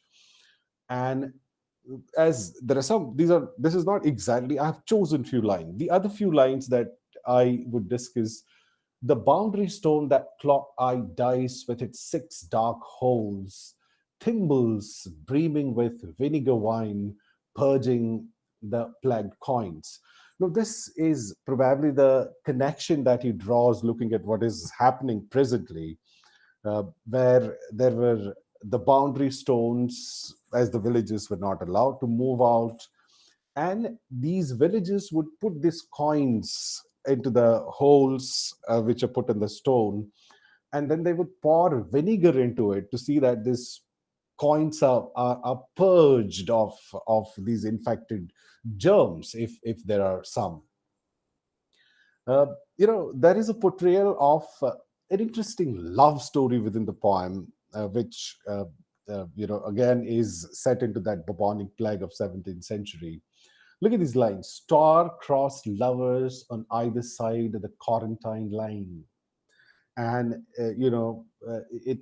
it is a story of the lovers who couldn't meet because of these bubonic plague, and they are interacting from that quarantining line from a distance. As the poem goes, still she never comes back, probably by the plague. Finally, the poem ending with an optimistic note: the air hypnotically sees through the journey, a ponderous one at times, long, slow, but necessary so. So this was the poem titled Lockdown by we go to our Indian examples, and a very interesting examples. I would first discuss Siddhartha Gigu's Love in the Time of Quarantine. Incidentally, it is inspired by Love in the Time of Cholera, written by Nobel Prize winning writer Gabriel Garcia Marquez. There's an interesting title. I mean, Love in the Time of has attracted a lot of creators' attention. You also have a novel, Love in the Time of Affluenza, although it doesn't deal with the disease, or a pandemic. Now, Siddhartha Gigu, I'm sorry, says that he took to writing, in the third, fourth day of lockdown. He sees, an isolated family, parents and two kids and a dog just walking. If many of you don't know, Siddhartha Gigu himself experienced this anguish, being a Kashmiri Pandit himself. And he says he was reminded of him being walking along with his family, as a young kid, and he had nowhere to go. No, so this was sort of a triggering point according to him. Uh, and he writes this wonderful novel in the quarantine time, and therefore I call it lockdown literature. This probably is a new genre, so fresh that it is still within the collective conscious of all of us, the kind of experiences that all of us had during the lockdown. uh, the novel, for example, is told from a multiple point of views, and the book depicts the clock of about 30 days and nights in the lives of two lovers, so homeless family during a nation's lockdown. This novel was self-published, and very interestingly, in the introduction or preface in the beginning of the novel, he very clearly writes that revenues generated out of this book, it is available on a Kindle if some of you want to buy it, but I recommend that you buy it and read it, because the revenues generated out of this novel would go in the social welfare. Now, that is what is written, an interesting story. Again, to familiarize all of you with some of the portrayals, touching portrayals of these pandemic times, I have chosen some of the lines to quickly give you a kind of an experience of what the novel primarily discusses. Grabbing the man's arm, the woman says, "Where are they taking us?" Dragging the woman by her arm, the man says, "Someplace with a food and roof." Now, as you can quickly see, that this is probably the plight of those migrants who wanted to go back home, and they were struggling. Then you have there's this interesting, throughout the novel, you have this child continuously interacting with the father, and a lot of these ironies are expressed. The child says, "Daddy, what about the dog?" "The dog is safer here, darling, than there." Now, there is not a defined place. Uh, just read with me this line, and that will tell you, how contemporary this portrayal is. Seeing a sprinkler nozzle aimed towards him, the man whispers to the child, "Be still, darling. It's going to rain."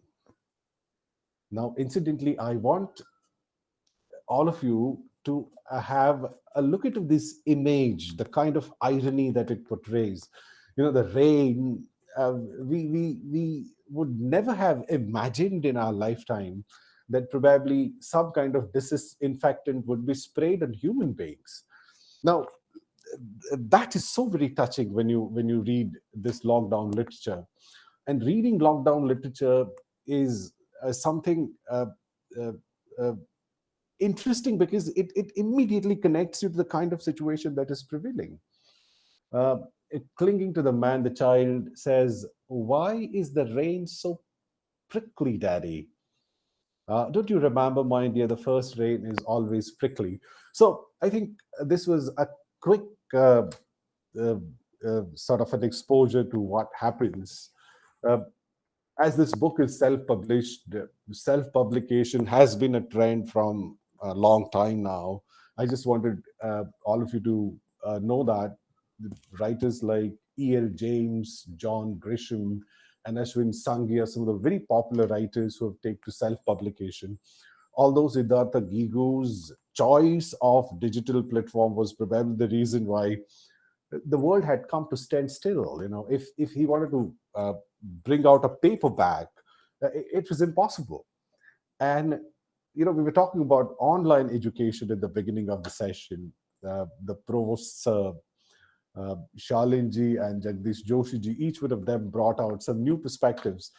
But look at this, this is a whole new form of literature that is something that can instantly get published, read, and then maybe, in a week's time, you have your responses, you have reviews out, the readers would start responding to you. No, this was never possible when, as a writer, you approach a publisher with a script. The script is then reviewed, accepted, rejected. The title is worked out. There used to be a whole long ritual of about 6 months before a particular text sees the light of the day. So that is, again, an interesting perspective to think of when you're thinking of this particular novel. The other author that I would discuss with all of you is Shobha Day. She doesn't need any introduction. Somebody who is a very bold voice, somebody who's very popular. Now she takes to, she has published multiple volumes of lockdown liaisons. There are collections of stories, very interesting stories, voicing the plight of men and women, especially women, who are struggling to keep the household intact, and then dealing with issues of loan payments. She also has a take on the manipulative behavior of men and women. As bold as she is, she also takes into the sexual manipulative behavior by men and women. But she very interestingly brings out the plight of these migrants, and then there are characters, bad guys, good guys. That's her world. This is Sonu Sood releasing her first collection of short stories, which was published by Simon and Schuster in India. These are different forms of publications now. You see Shobha Day in conversation with Anandita Day, her own daughter, who is interviewing her on how and in what context she created all this. She obviously asks us questions on how she felt about the digital platform. She talks about why she chooses to portray more bad guys than good guys. Shobha Day responds, to the darker portrayals of characters and situations that, dark times call for dark stories. And look at this, in the lockdown phase, she very clearly says that this was an interview, put together by Teamwork Jaipur Literary Festival, streamed on 24th June 2020. And she says that in all, she could create, or she could put together about 45,000 words on canvas during lockdown. So these lockdown liaisons are various volumes of short stories that have come out. There's one more writer, whom I would love to discuss, and that's Gayatri Gill, author and script writer. And very interestingly, she started writing because she wanted to express her feelings, and she informally starts putting them down on a piece of paper and then shares it with friends informally again on a WhatsApp platform, which gets wonderful response. And because it gets wonderful response, she decides to again digitally publish it online. The day before day, lockdown stories. It's a collection of about 10 short stories. Short stories, in the precise definition of short stories, it's an 8 to 10 minutes read. There's wonderful illustration by Niyati Singh. It is illustrated by some wonderful sketches, which add more perspectives to the narratives that follow. And Gayatri Gill has brought out human emotion in its raw form, just as it is. No fancy drama or words to go away from the story. So this was again a very interesting portrayal by Gayatri Gill. This is very interesting.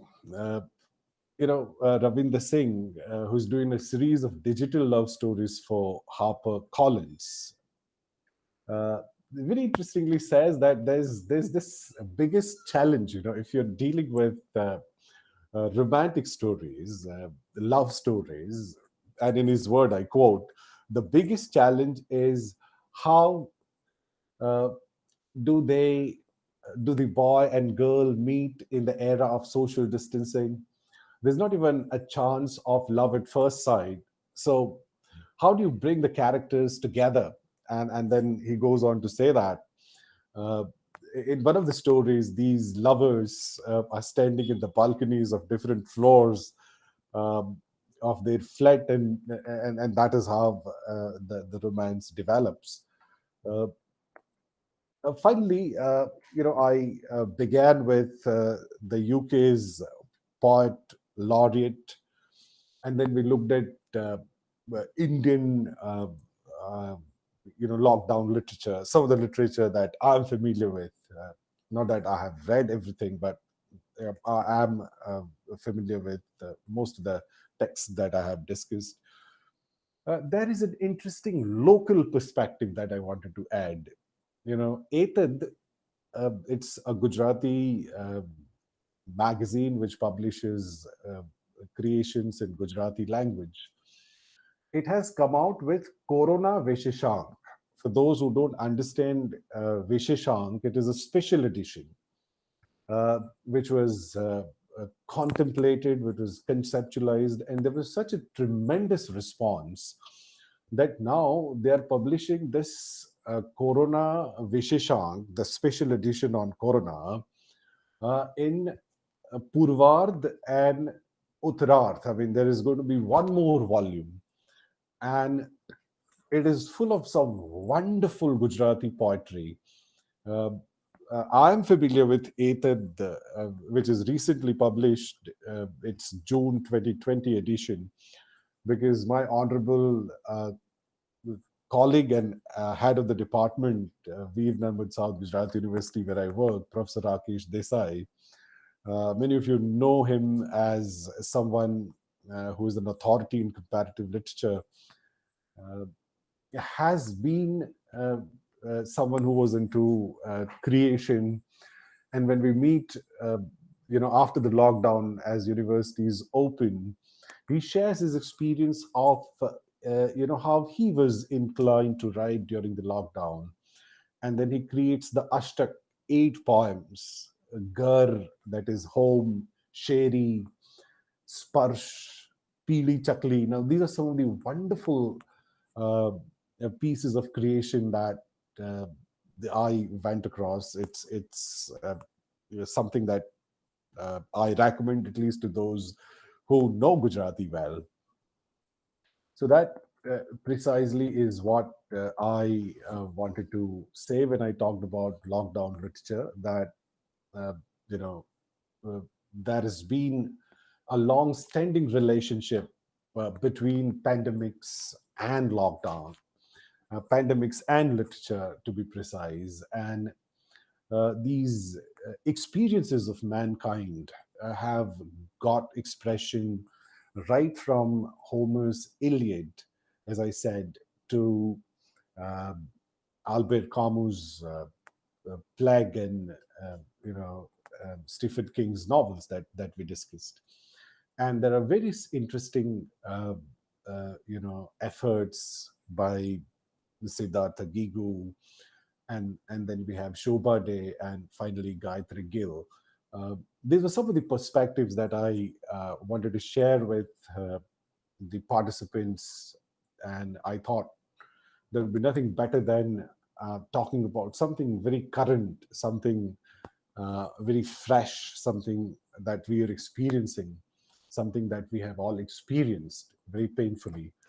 Uh, Thank you all very much for being very patient listeners. Uh, I once again thank Parul University uh, uh, and congratulate them for putting together such a wonderful event. It's over to the organizers now.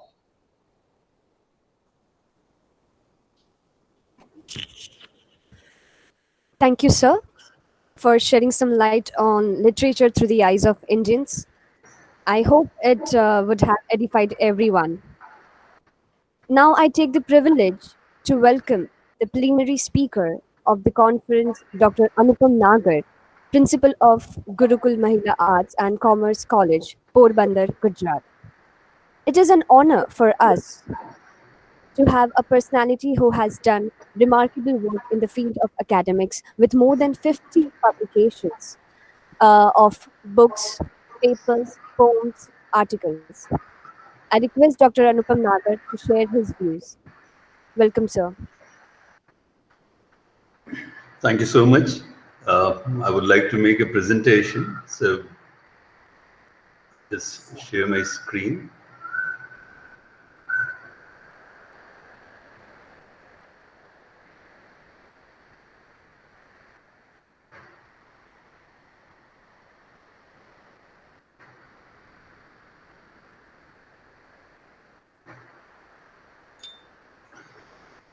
Hello, could I share my screen, please?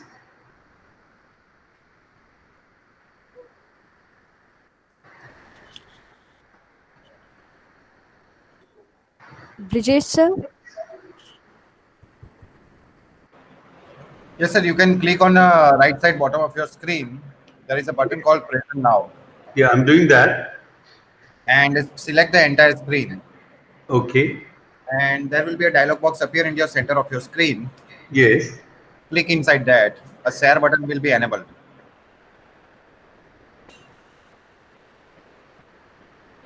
Okay, fine. You can minimize your browser now. Yes, make the presentation in full screen. Thank you. Yeah, thank you so much. Yeah, thank you so much, all the authorities and the organizers of Parul University. It's a brief presentation that I'm going to make. The subject, of course, has been deliberated at length. So I'll move on to the next slide. The first four slides, as you would note,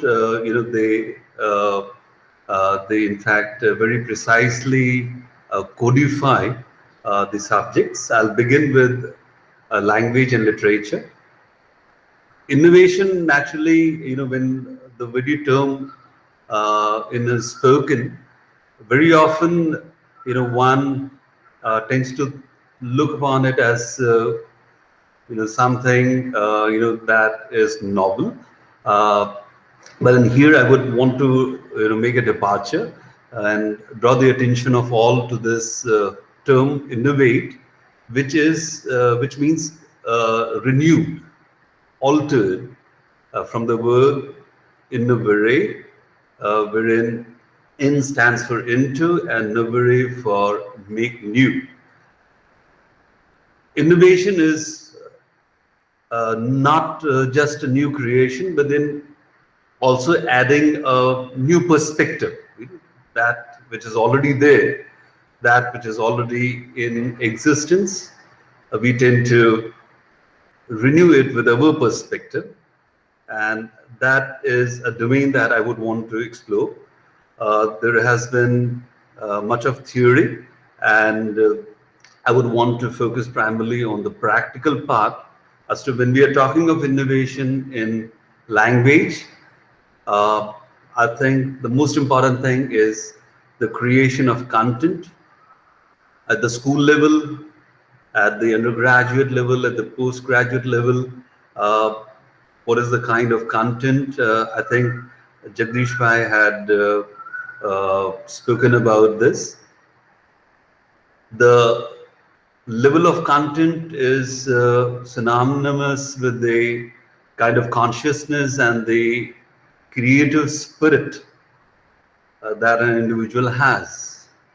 So the levels, are so very, very important while determining the content and how we go about creating it.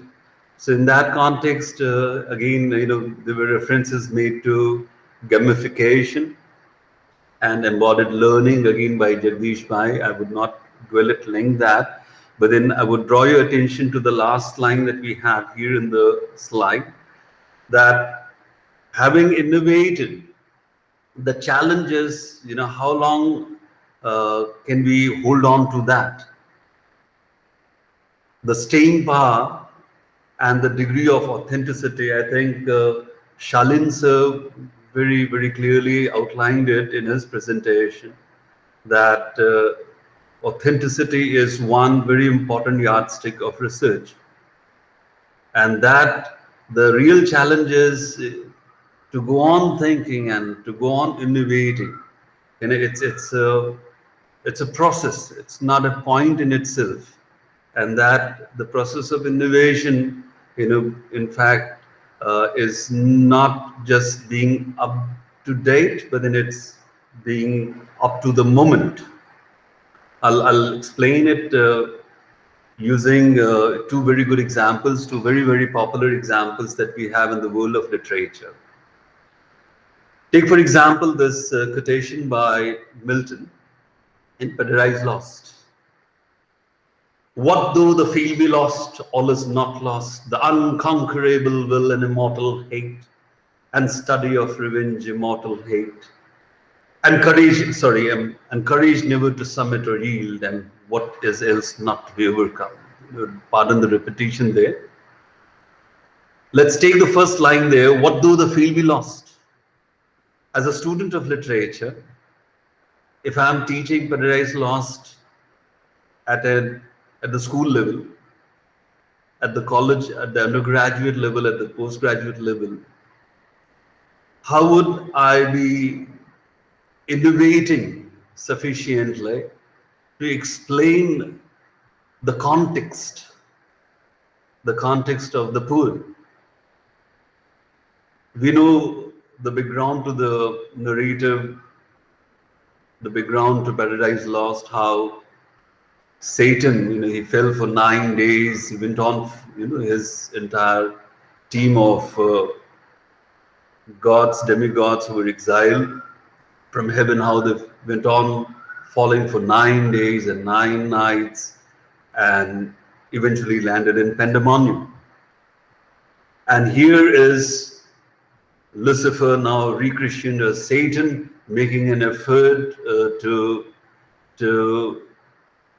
inspire and motivate the fallen angels, no longer the archangel now. And that this word field, innovation would be in the class, innovation would be in keeping with the text that I have in front of me. So it's not just about literature. What though the field be lost? The word field there, would also draw our attention.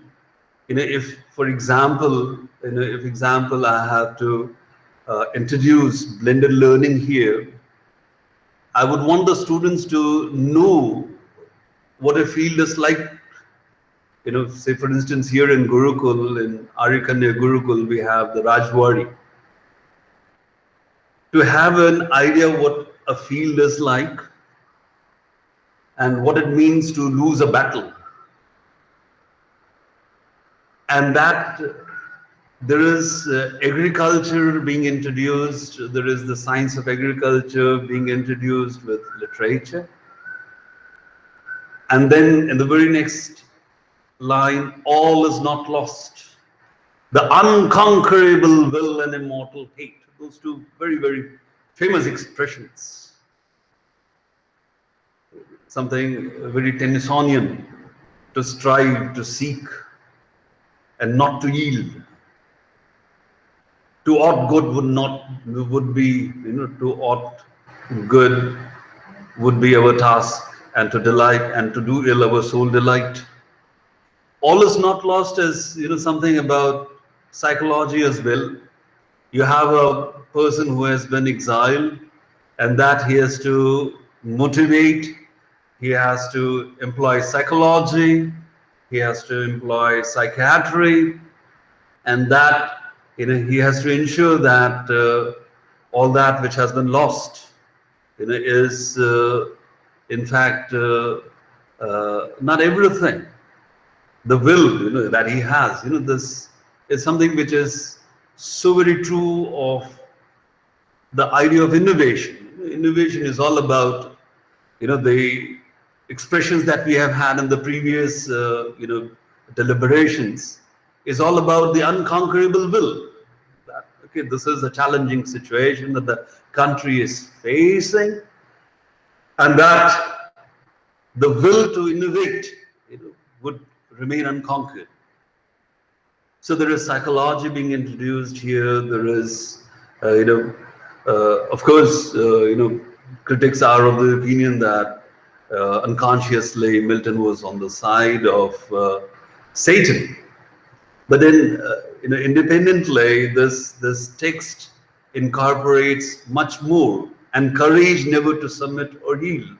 The inspiration, could be recontextualized, could be recritiqued, and that if you have that will, and if you have that desire, that self-belief, that was mentioned by the Provost, I believe, yes, self-belief, that all is not lost. So there is, this integration of a variety of disciplines, in this example that we have. Let's take another example. The example that we have from Hamlet. To be or not to be, that is the question. Whether it's nobler in the mind to suffer the slings and arrows of outrageous fortune, or to take arms against a sea of troubles and by opposing end them. To be or not to be, that is the question. The summum bonum, of our very existence. The two roads that we have, every human being, every individual, it's not just a literary question, or it's not just a question of, who takes over in the context of the play. It's not to be seen just in the context of the play, whether Hamlet deserved the right to succeed his father, or whether Claudius was the right choice, or all those problematics. I would not want to go into that. But then, as a universal question, this is a challenging situation. Do we sit back? The innovation aspect that I would draw the attention of all. Whether it's noble in the mind to suffer, sit quiet. Okay, there is a pandemic which is on. We sit at home. The slings and arrows of outrageous fortune. Okay, this is destiny. It's destined for us. We believe in the karmic theory. Or do we rise up to the occasion and take arms against the sea of troubles? The metaphor that we have, talking in terms of the Mahakavyas that we have, it was only God, Ram, who took arms against the sea of troubles. But then as a metaphor, the sea of troubles that we have here is transdisciplinary in nature. The subject is not just literary. There is to be or not to be. There is also a question whether, in terms of the purpose of our existence, whether, we come into this world with a purpose, whether that purpose is to be realized or not. At the spiritual level, there is a political, dimension to the question to be or not to be. Should he avenge the murder of his father? In terms of the notion of divinity, that surrounded the king, to be or not to be. So when we talk of innovation and literature, I would strongly recommend that we have very short examples in front of us, wherein blended learning or integrated learning, that from one text, a number of other disciplines also, could be addressed and taught. Moving to the third, innovation and culture. I think in terms of culture and in the context of India, there cannot be better reference points than Mahatma Gandhi, then Rabindranath Tagore, and Sri Aurobindo. And of the three, I have chosen Rabindranath Tagore here. For this particular poem, that I have supplemented with every codification that I have done here. When we are talking of culture and innovation in culture, there is always a utopian experience that we carry in our mind. The Ram Rajya, for example, that we have, the Arcadia that Sydney talks of, or the El Dorado that the Americans talk about. That state of utopia, is possible here and now, but then the condition is that we have to be absolutely fearless, where the mind is without fear. Culture and innovation in culture is only possible. There are shifts to be seen here, and the centripetal and the centrifugal point happens to be the mind. And if the mind is fearless, there is, as you would see towards the close of the presentation, there is this cultural matrix which emerges. The cultural matrix is the principle of selective assimilation and accommodation. We take the best from both the cultures, the Western culture and the Eastern culture, but then the condition is that the mind is to be without fear. And if the mind is fearless, moving towards that utopian experience, wherein all that which is best, culture, in fact, encodes the idea of having systems, of having practices, of having traditions, that are universal in nature, and that they are the best in themselves. Let's take the second quote that we have: carrying an empathic attitude. Empathetic, and this is empathic, where the world has not been broken up into fragments by narrow domestic walls. I think there is a whole philosophy embedded in this expression, where the world has not been broken up into fragments by narrow domestic walls. You see, this is in keeping with the philosophy of Loka Samasta Sukhino Bhavanti. The ancient sages and seers never said, Bharat Samasta, or a particular territory. It was the world, and that this world should not be broken up.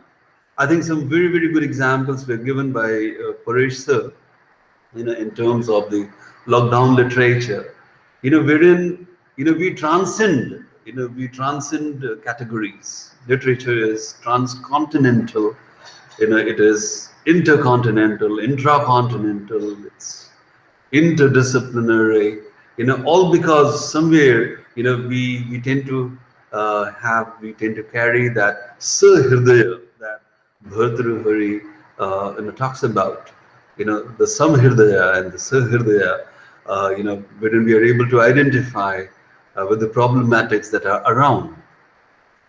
The collaboration for change is the third code, where the clear stream of reason has not lost its way into the dreary desert sand of dead habit. To rise out of orthodoxy, is the mantra that Tagore gives us. And that clarity of thought,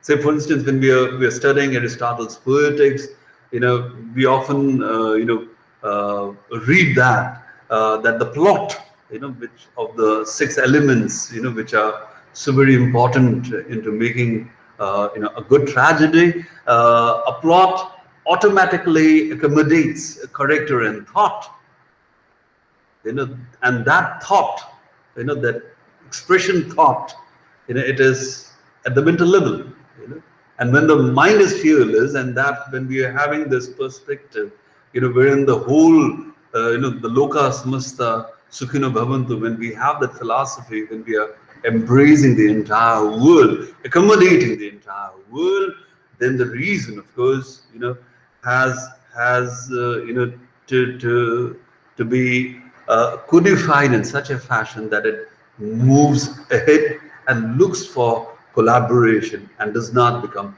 orthodox. This is this dreary desert scent of dead habit. One has to free oneself. This could be social orthodoxy, mental orthodoxy, aligning oneself to outdated ideologies within the need of the hour is change. And then, coming to this very, very important thought, the code is connecting cultures with the mind is led forward by thee into ever-widening thought and action. Somewhere if we carry that belief that there is a cosmic design, and that, somewhere at some level, say for instance, when we're reading, Greek literature and Greek culture and Indian literature and Indian culture, you find that there are a lot of parallels to be seen. What was spoken by in terms of the Panchabhutas and the Panchatattva by our ancient rishis, and munis, you find the same being spoken about by some of the Greek philosophers like Anaximander, Anaximenes, Thales, Parmenides, and that, this connect, this connect is possible, only when we believe that the mind, again, that mind that we noted in the first, where the mind is without fear, comes back, towards the close of the poem, and it is again at the mental state that we need to know that we have to be always in the progressive mode, in the dynamic mode, where the mind is led forward by the into ever-widening thought and action, and that brings us to certain thoughts about education that emanate from Tagore's philosophy about education. Education has to be sans boundaries, it's for all, and that a balance and harmony between man and society, knowledge and nation is pivotal. I'll quickly move on to the next few slides.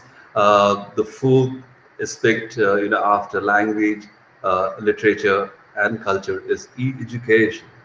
As you have, which is one of the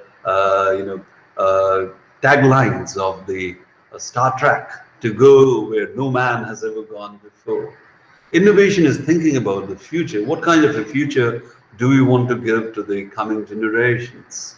And that, this has been the trend, whether it's Thomas More's utopia or the dystopias that we have had in literature. Take, for example, the zombies that we have. There is also an imposition, of fear. Remember what we noted in the previous slide, where the mind is without fear. That state of fear also gives vent, to some of these creation, like the zombies that you have. But then, as we noted in Milton's, quote, the courage never to submit or yield, the unconquerable will and immortal hate. It is that, which gives us the push, the ability, that imaginative transformation. What is noted again in Aristotle. If you're making a distinction between Plato, if you're going to codify the concept of mimesis in Plato and Aristotle, for Plato it was literary transcription, but then for Aristotle it was constructive imagination, imaginative transformation. The code for imitation or mimesis is reconstructing, re-critiquing what is there, and therefore from the situation that we are, having that self-belief, so what would be the ways to develop innovation? Don't wait, start thinking, don't fear change, look to innovation leaders. I think some very good examples of works were given by Paresh. Again, the codes would be: get out of the box and generate ideas, long thinking and making meaning. We have to think 5 years from now, 10 years from now, 15 years from now, and that our innovation has to have these two qualities of flexibility and stability at the same time, keeping magnitude and momentum. And again, that could be embedded in a code. We collaborate. That's the sense of togetherness, the sense of culture in terms of, say, people of various countries coming together. They create, they control, they compete. And then of course the end result, of course, is an idea. The first mover advantage to think about new and better ways of doing things.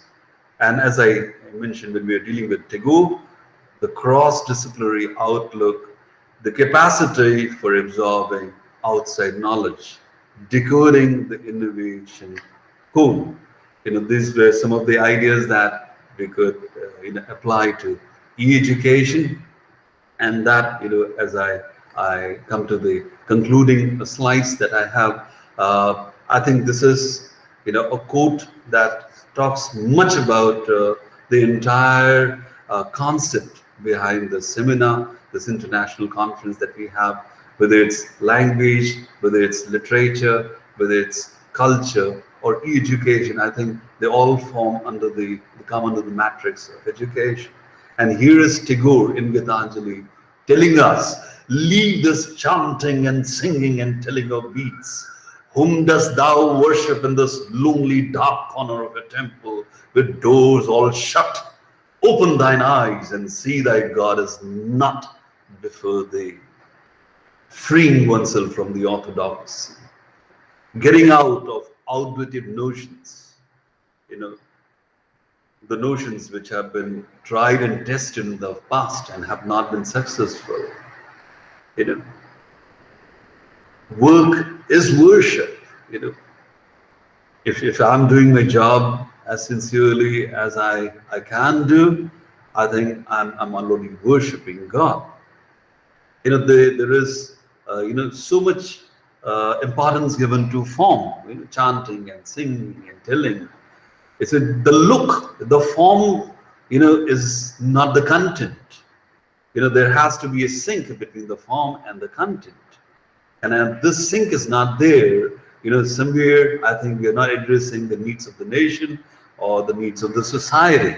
And this sync is so, important here, unity of thought, word, and deed. And I think when we're talking of all these, national leaders and these grades, this is what they recommend when it comes to innovation, the principle of selective assimilation and accommodation. This is the cultural metrics that we need.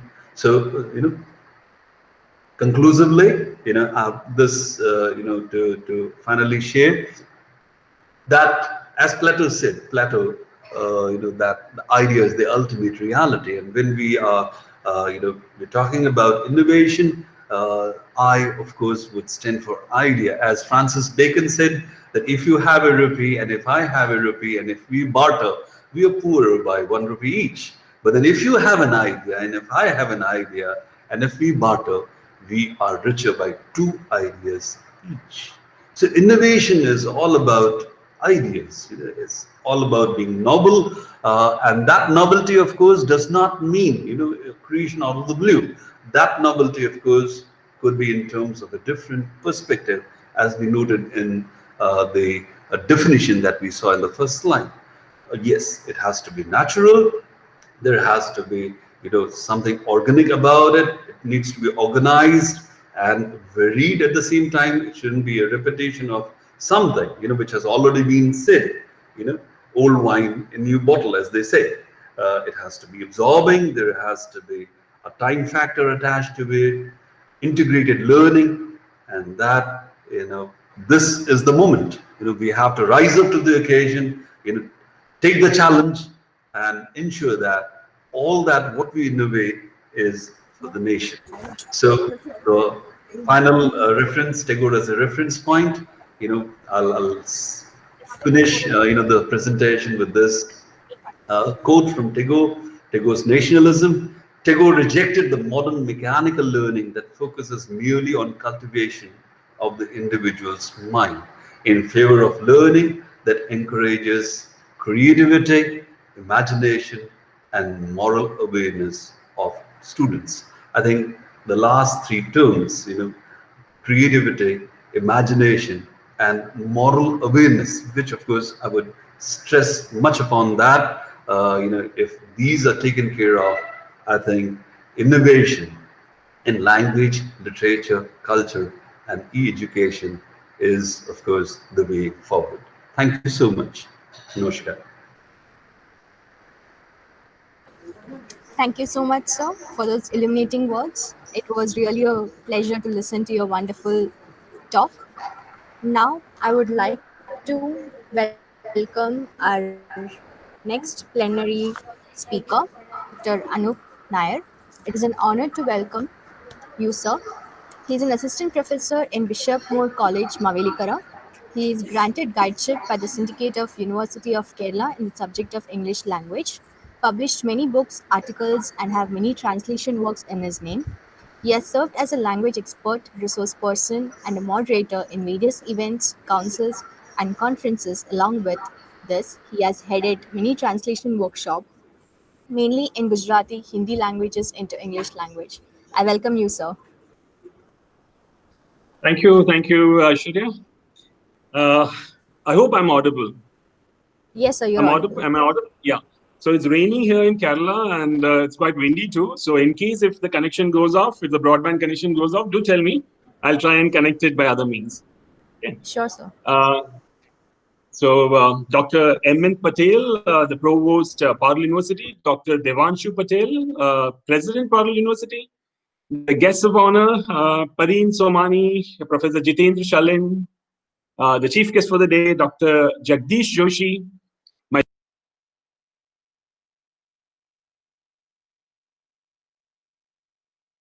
Hello.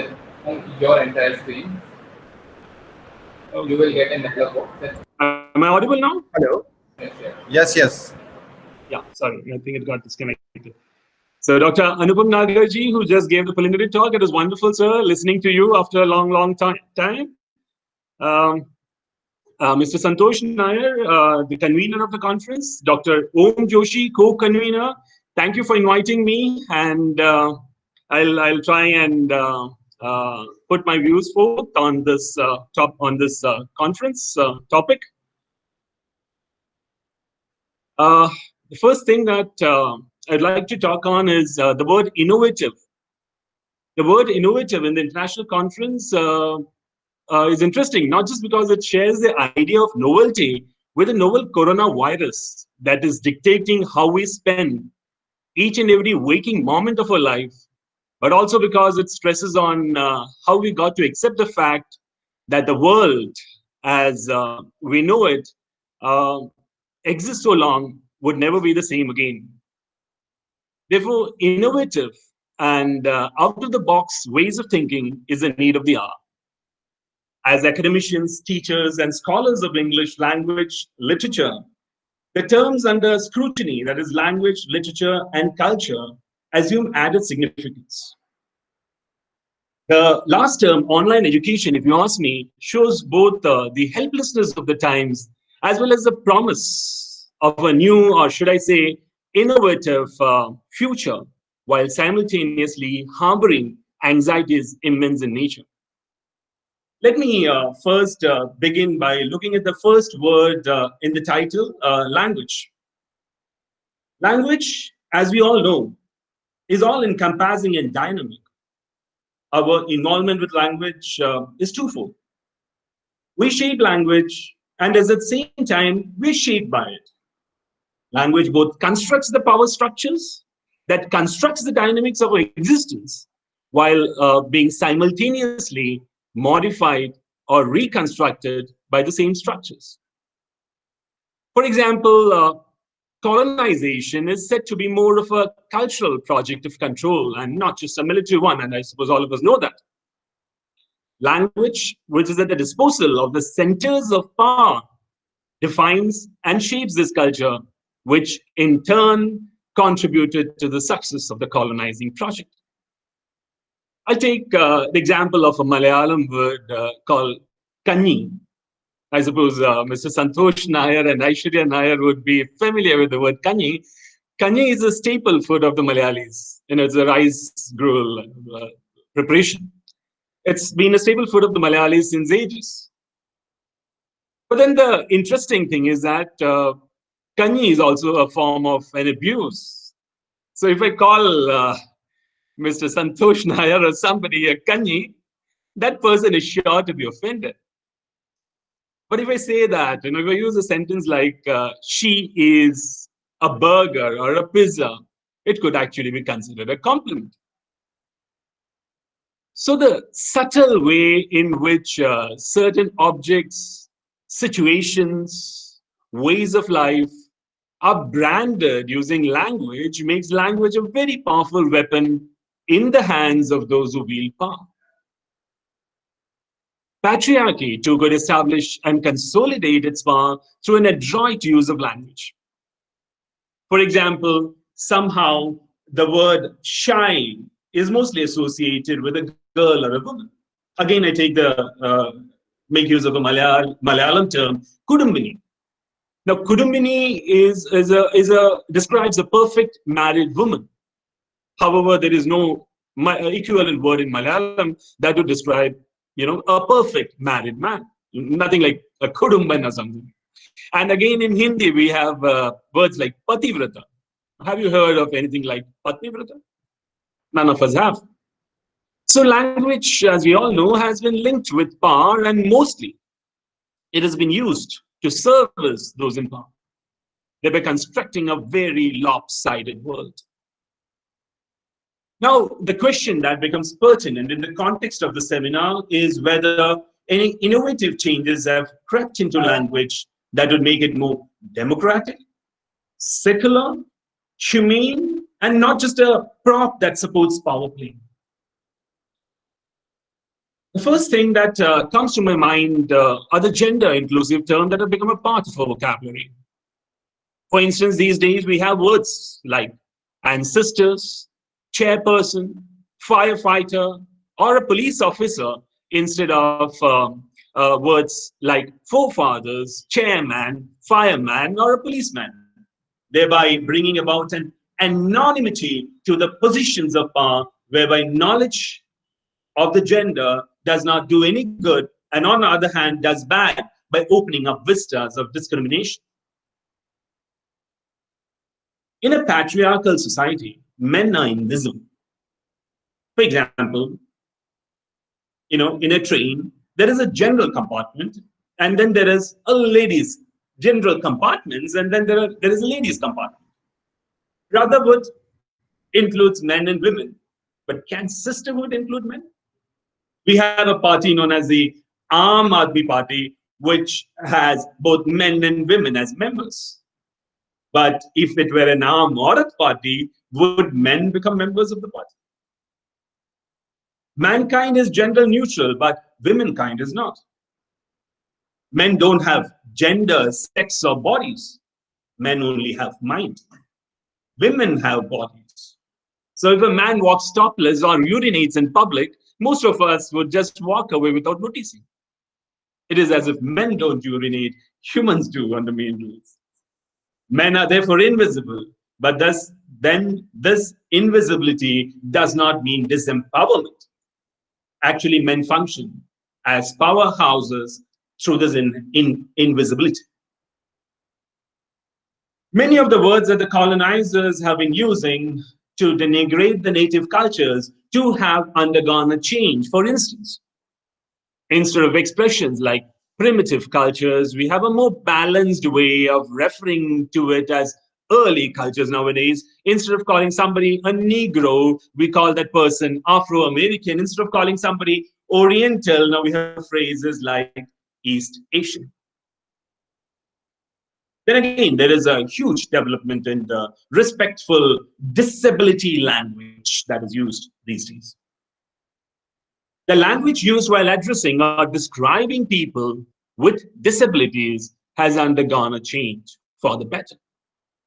For instance, instead of terms like mentally retarded, new terms like cognitively or developmentally disabled are used, and instead of terms like rape victim, we have terms like rape survivor.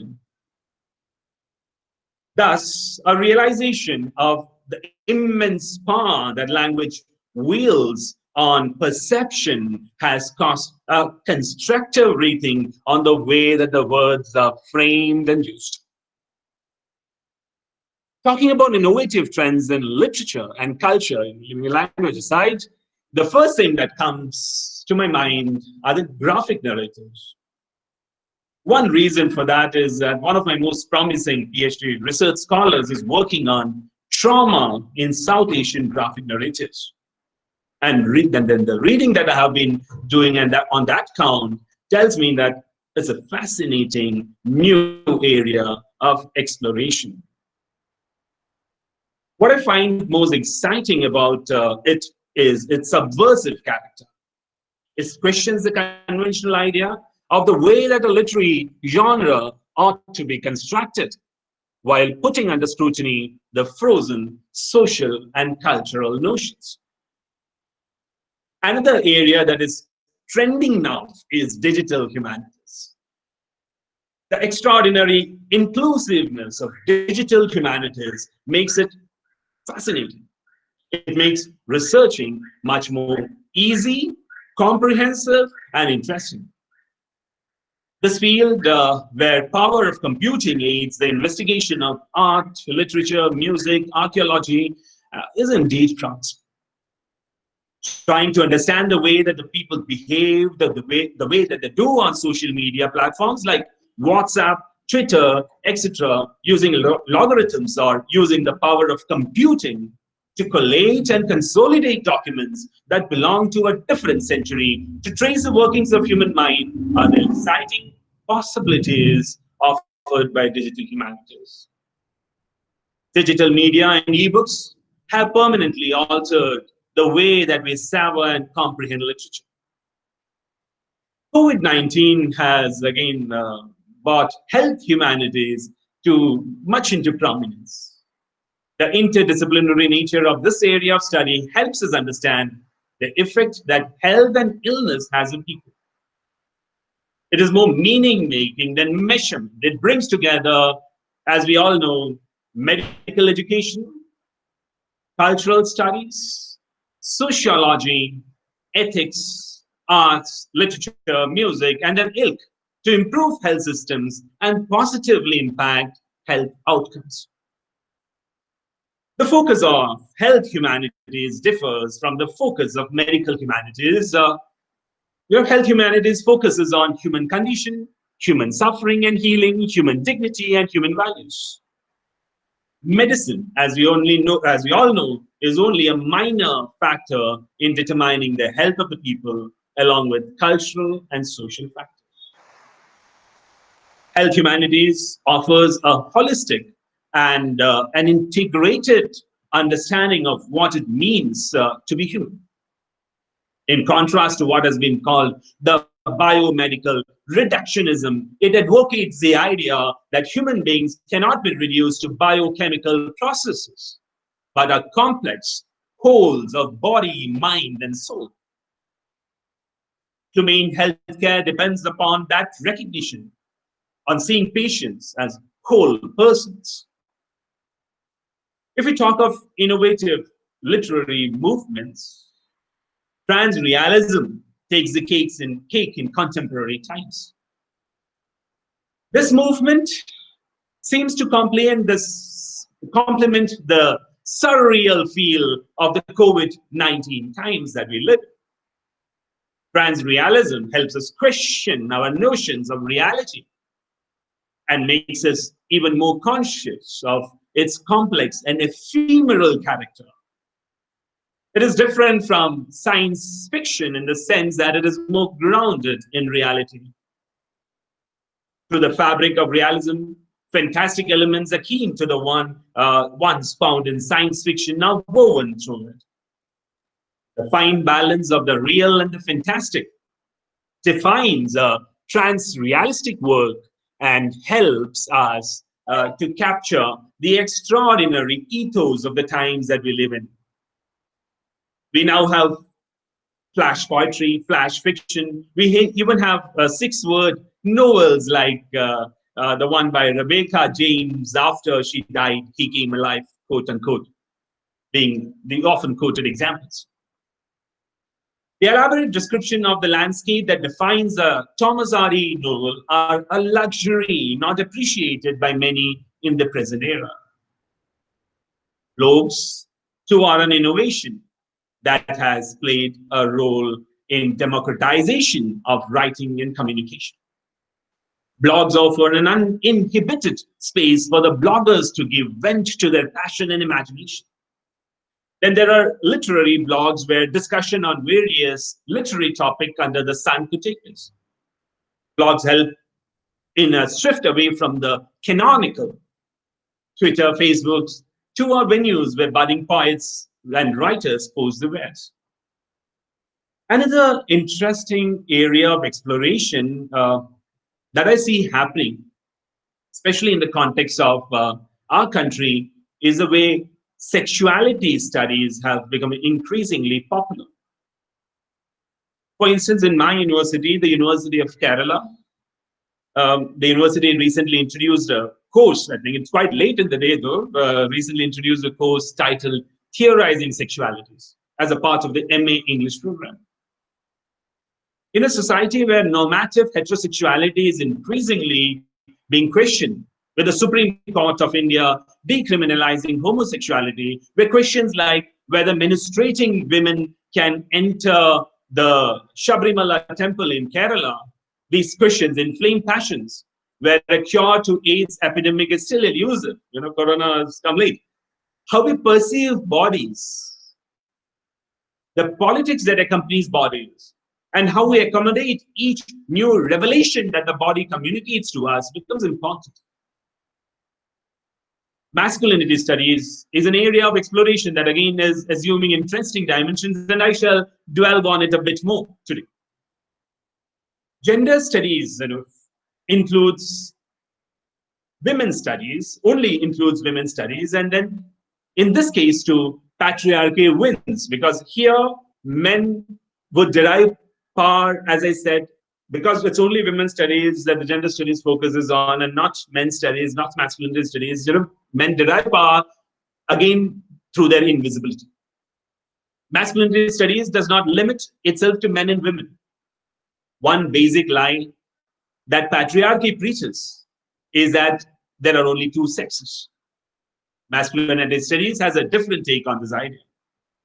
It believes that nobody is 100% man or 100% women. Majority of us lie somewhere in between. Not all women are equally oppressed. Like as Bhakta says, it is chronotropic, depending upon the time and space. Men too are oppressed. Some men are oppressed by women, while others are oppressed by other men. In a caste-based society, a Brahmin man is more of a man than a Dalit man. In the colonial discourse, a British man was more of a man than an Indian male. Masculinity, to use Derrida's term, is a floating signifier. So to define a man is difficult. Generally, we could think that masculinity is in the brain. But men working out of a gym could believe that masculinity resides in the body. As I said, therefore, it is chronotropic. In any society that would be hegemonic, there would be hegemonic, complicit, marginalized, or subordinate masculinity at any given point of time. For a time, hegemonic masculinity in, say, for instance, Hindi or Bengali films was that soft-spoken singer, drinker, one who read a lot. Thus, if the Bengali film actor Uttam Kumar came in a swimsuit in its skinny body, it really didn't matter. They soon gave way to men in six-pack bodies. You see Gajini, thus being again chronotopic in nature. Then again, the masculinity of a trans man is different from a bio man, because a trans man doesn't want to be a part of the patriarchal structure which oppresses him. You all are familiar with Mulk Raj Anand's Untouchable, is on the face of it all about caste. What actually goes missing is Bhakta's gender, the central character Bhakta's gender. No attention is paid by the readers to Bhakta's gender. Gender is discussed by critics only with respect to the woman, Sohini, Bhakta's sister. However, a closer look would tell us that Bhakta's body was described as a physically attractive body by Mulk Raj Anand. At one point of time, his walk is compared to the walk of an elephant. He's compared to like a woman is compared to a Gaja Kamini. Bhakta's body is in a caste-ridden society, functions in the manner similar to that of a female body. It functions as sexually attractive body that is potentially impure. It is circumscribed by caste. Hence, it doesn't have a sexual license that a Brahmin man has, or like for example, the Brahmin in the body can have sexual dalliances. However, Bhakta, whose sexual desire is, he has to suppress the same in the way that women are expressed. Women are expected by patriarchy to suppress the sexual desires. We do not pay any attention. Anupam Nagarsu was talking about Gandhi. We do not pay any sexual attention to the cultural icon Mahatma Gandhi's body. Gandhi was using his body as an embodiment of India. Gandhi's body too was brought into play in the novel Untouchable by Anand.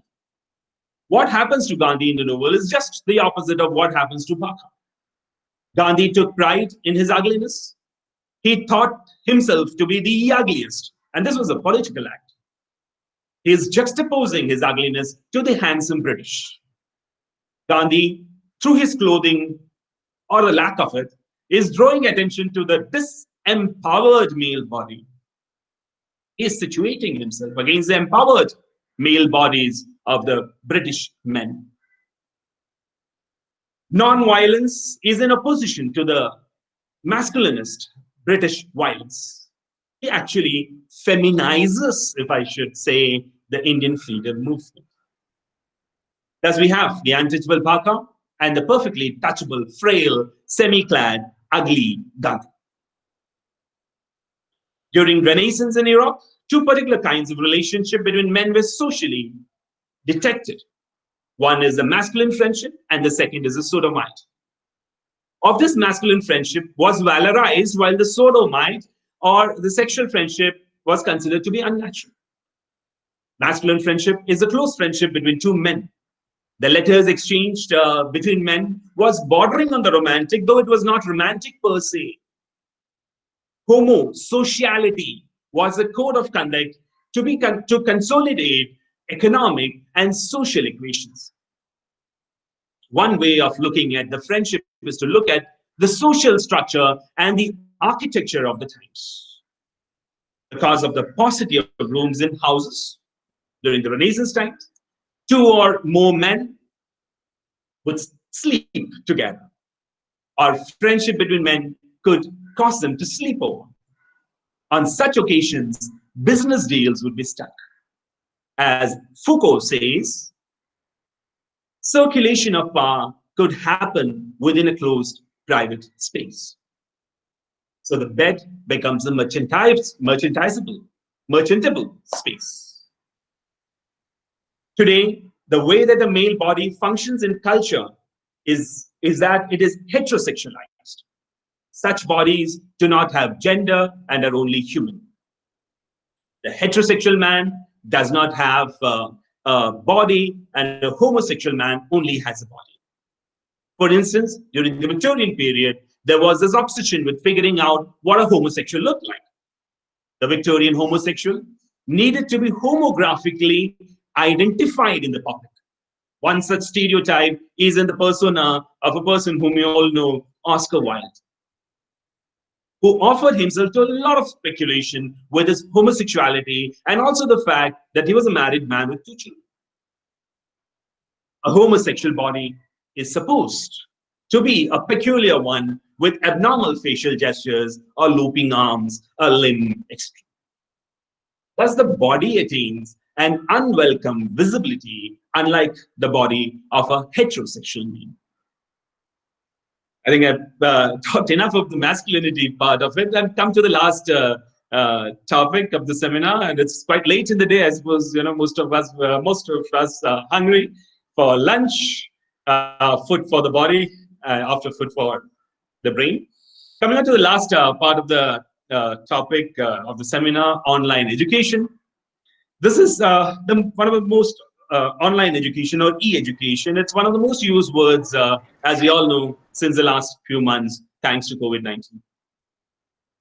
From being a luxury or at the best being a quality enhancement tool, online education is at the present moment, the only viable option of transaction of knowledge. The present webinar is in itself a fantastic example of the same. We are able to, as we can see, connect to and listen to people from across the globe from the convenience of our homes, and that to the fraction of the cost. Though the UGC has stressed upon the need to introduce technology into classrooms, teaching since since that's happened since more than a decade, things have never been pushed beyond the limit. Information and communication technology has at the best played an ancillary role in the classrooms of the majority of the educational institutions. The powers controlling educational institutions would have allowed, the bureaucrats would have allowed ICT to play a greater role in the educational setup, because just as information technology has penetrated other workplaces, banks and other workplaces, and has drastically disrupted it, bureaucrats would have allowed it because that would have helped them to bring about cost cutting in educational sector too. Besides this, they would argue that it would help streamline teaching and make it more productive in the market-oriented sense. The civil servants, who unfortunately have a greater say in the, into inverted commas, the business of education than academicians have, believe that technology would help them measure the educational output in tangible terms, like one would measure an industrial output. The UGC's insistence on the need for teachers to be present for a minimum of 40 hours a week in the campus, insistence on them to biometrically punch in the presence in the campus, submit proof of the use of ICT in the classrooms if they want promotions, are good examples of how the system considers teaching to be a mechanical activity. The consumerist mindset is fully at display in such cases where the student is encouraged to consider himself as a customer and the teacher is a service provider. This is a far cry, I believe, from the Guru Sishya Parampara that we love to boast as being being an integral part of our culture. However, as I was saying earlier on, a strict implementation or imposition of technology in teaching was not made possible till recently. COVID-19 has changed all that. Teaching has shifted online completely, and we find teachers use this platform with relative ease. Zoom, Google Meet, Microsoft Teams, and such similar platforms are the flavor of the day. And I'm sure that the governments across the world are watching this development with glee and smacking their lips in anticipation of continuing with this same much after COVID times, much after COVID decides to be or add you to the world. UGC has already brought out a notification saying that 25% of all teacher-student transaction has to happen online in non-COVID times too. This would translate, and this is dangerous, because I believe this would translate to a loss of 25% of the jobs. This figure is only going to increase. There is a real danger of the teachers who retain their jobs becoming compilers of online teaching materials, sophisticated clerks, sophisticated data operators. then there is a very real danger, I believe, of digital surveillance. Classrooms, at least in high institutions of higher education, have always been democratic spaces where scholarly dissent is not just tolerated, but encouraged, fostered, and mentored. A teacher in the confines of the classroom could boldly question political, religious, social systems or structures. He could do that. He could do that. He could do that because because he's ideologically inclined towards believing so, or two, it's just that he wants to provoke his students to think on topic that and come to their own conclusions on which they could agree or disagree with the teacher's idea. A teacher never had to worry about the management or the political system putting his discourse under a scanner, about the management snooping upon him through the cameras installed across the classrooms, and then deciding on whether to take action against a particular teacher because it said XYZ thing or not. Thus, the classroom autonomy could be a casualty in a scenario where cyberspace becomes a substitute for flesh and blood classrooms. Critical thinking, too, therefore, would become a casualty in such a scenario. I'll just wind up. The teachers could actually become, I believe, dispensable commodities. Say, for instance, if an educational institution decides to run a course, all that it has to do is to invite the best teacher in town, record his talk or a series of talks, pay him some money, and use the recorded talk for years to come. The teacher whose knowledge enriches the future batches would get nothing in return and may not be even needed in future. The most disturbing prospect that online education could bring about, however, is the widening of the social gap. And I conclude with this. The creating of a new divide that broadens the already existing divide. The new divide is known by a fancy name, digital divide. In a country such as ours, where food, clothing, and shelter still forms the uppermost concerns in the minds of the majority of the citizens, purchasing multiple electronic devices for all the children in the family, like for example, in my family, my wife is a teacher, so one laptop she has, one laptop I have, my child has a laptop, because I have just one son, he has a laptop of his own. But if there are couple of kids, how many of us can afford? How many from a country, men and women, can afford such luxury? Again, then you have to load the connection with enough data, have a steady electricity supply to charge the devices. This seems to be a tall proportion. So we could be going back to the feudal system where the rich can offer the education to the children while the less privileged live in the dark with no other option but to be at the beck and the call of the more fortunate.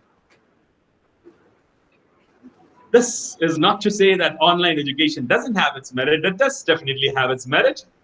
But it's just that we need to be warned of the possible negative fallouts before opting wholeheartedly for this paradigm shift. As of now, as I said earlier on, we don't have much of an option. But this, after COVID-19, should not become the norm. And we should be taking care that it doesn't happen that way. That's all that I want to share with you all. I once again thank Parul University for giving me this opportunity. And it's like, I've had my life in Gujarat, and that's a decade back. I shifted to Kerala, my native place, joined this college. But it's like kind of homecoming for me. I thank Paresh Joshi, I think I had to leave early on, for introducing me to Parul University. And I thank the authorities there at Parul University for inviting me, giving me this chance to get connected to Gujarat once again, and to all the academicians from across the globe I could listen to. It was really fun, enriching experience. Thank you. Thank you.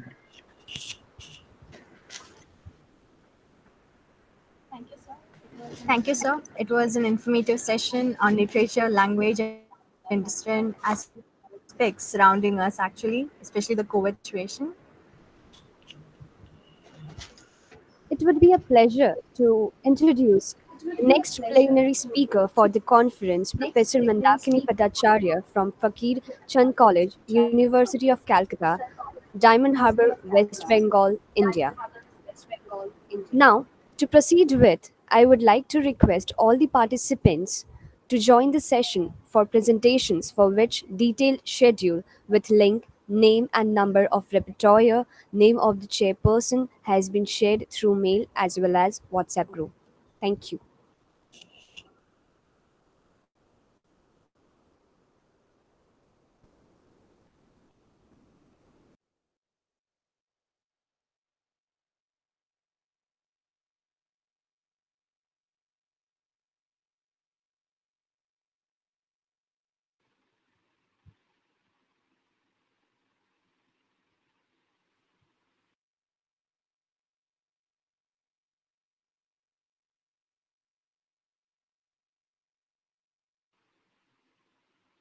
Excuse me, ma'am, Ankita?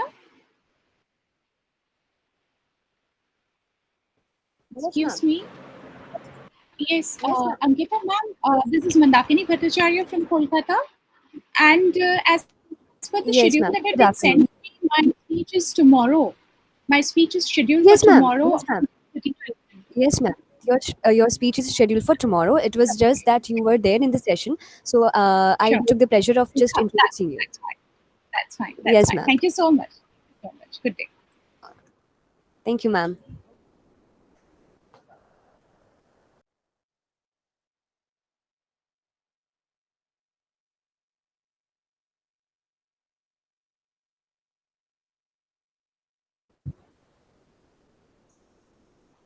I would also thank you all for all the dignitaries and the keynote speakers, the chairperson, those who are present over here to give their valuable time to us and to be the part of this international conference.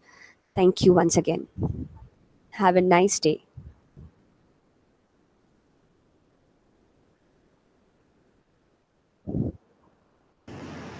Thank you.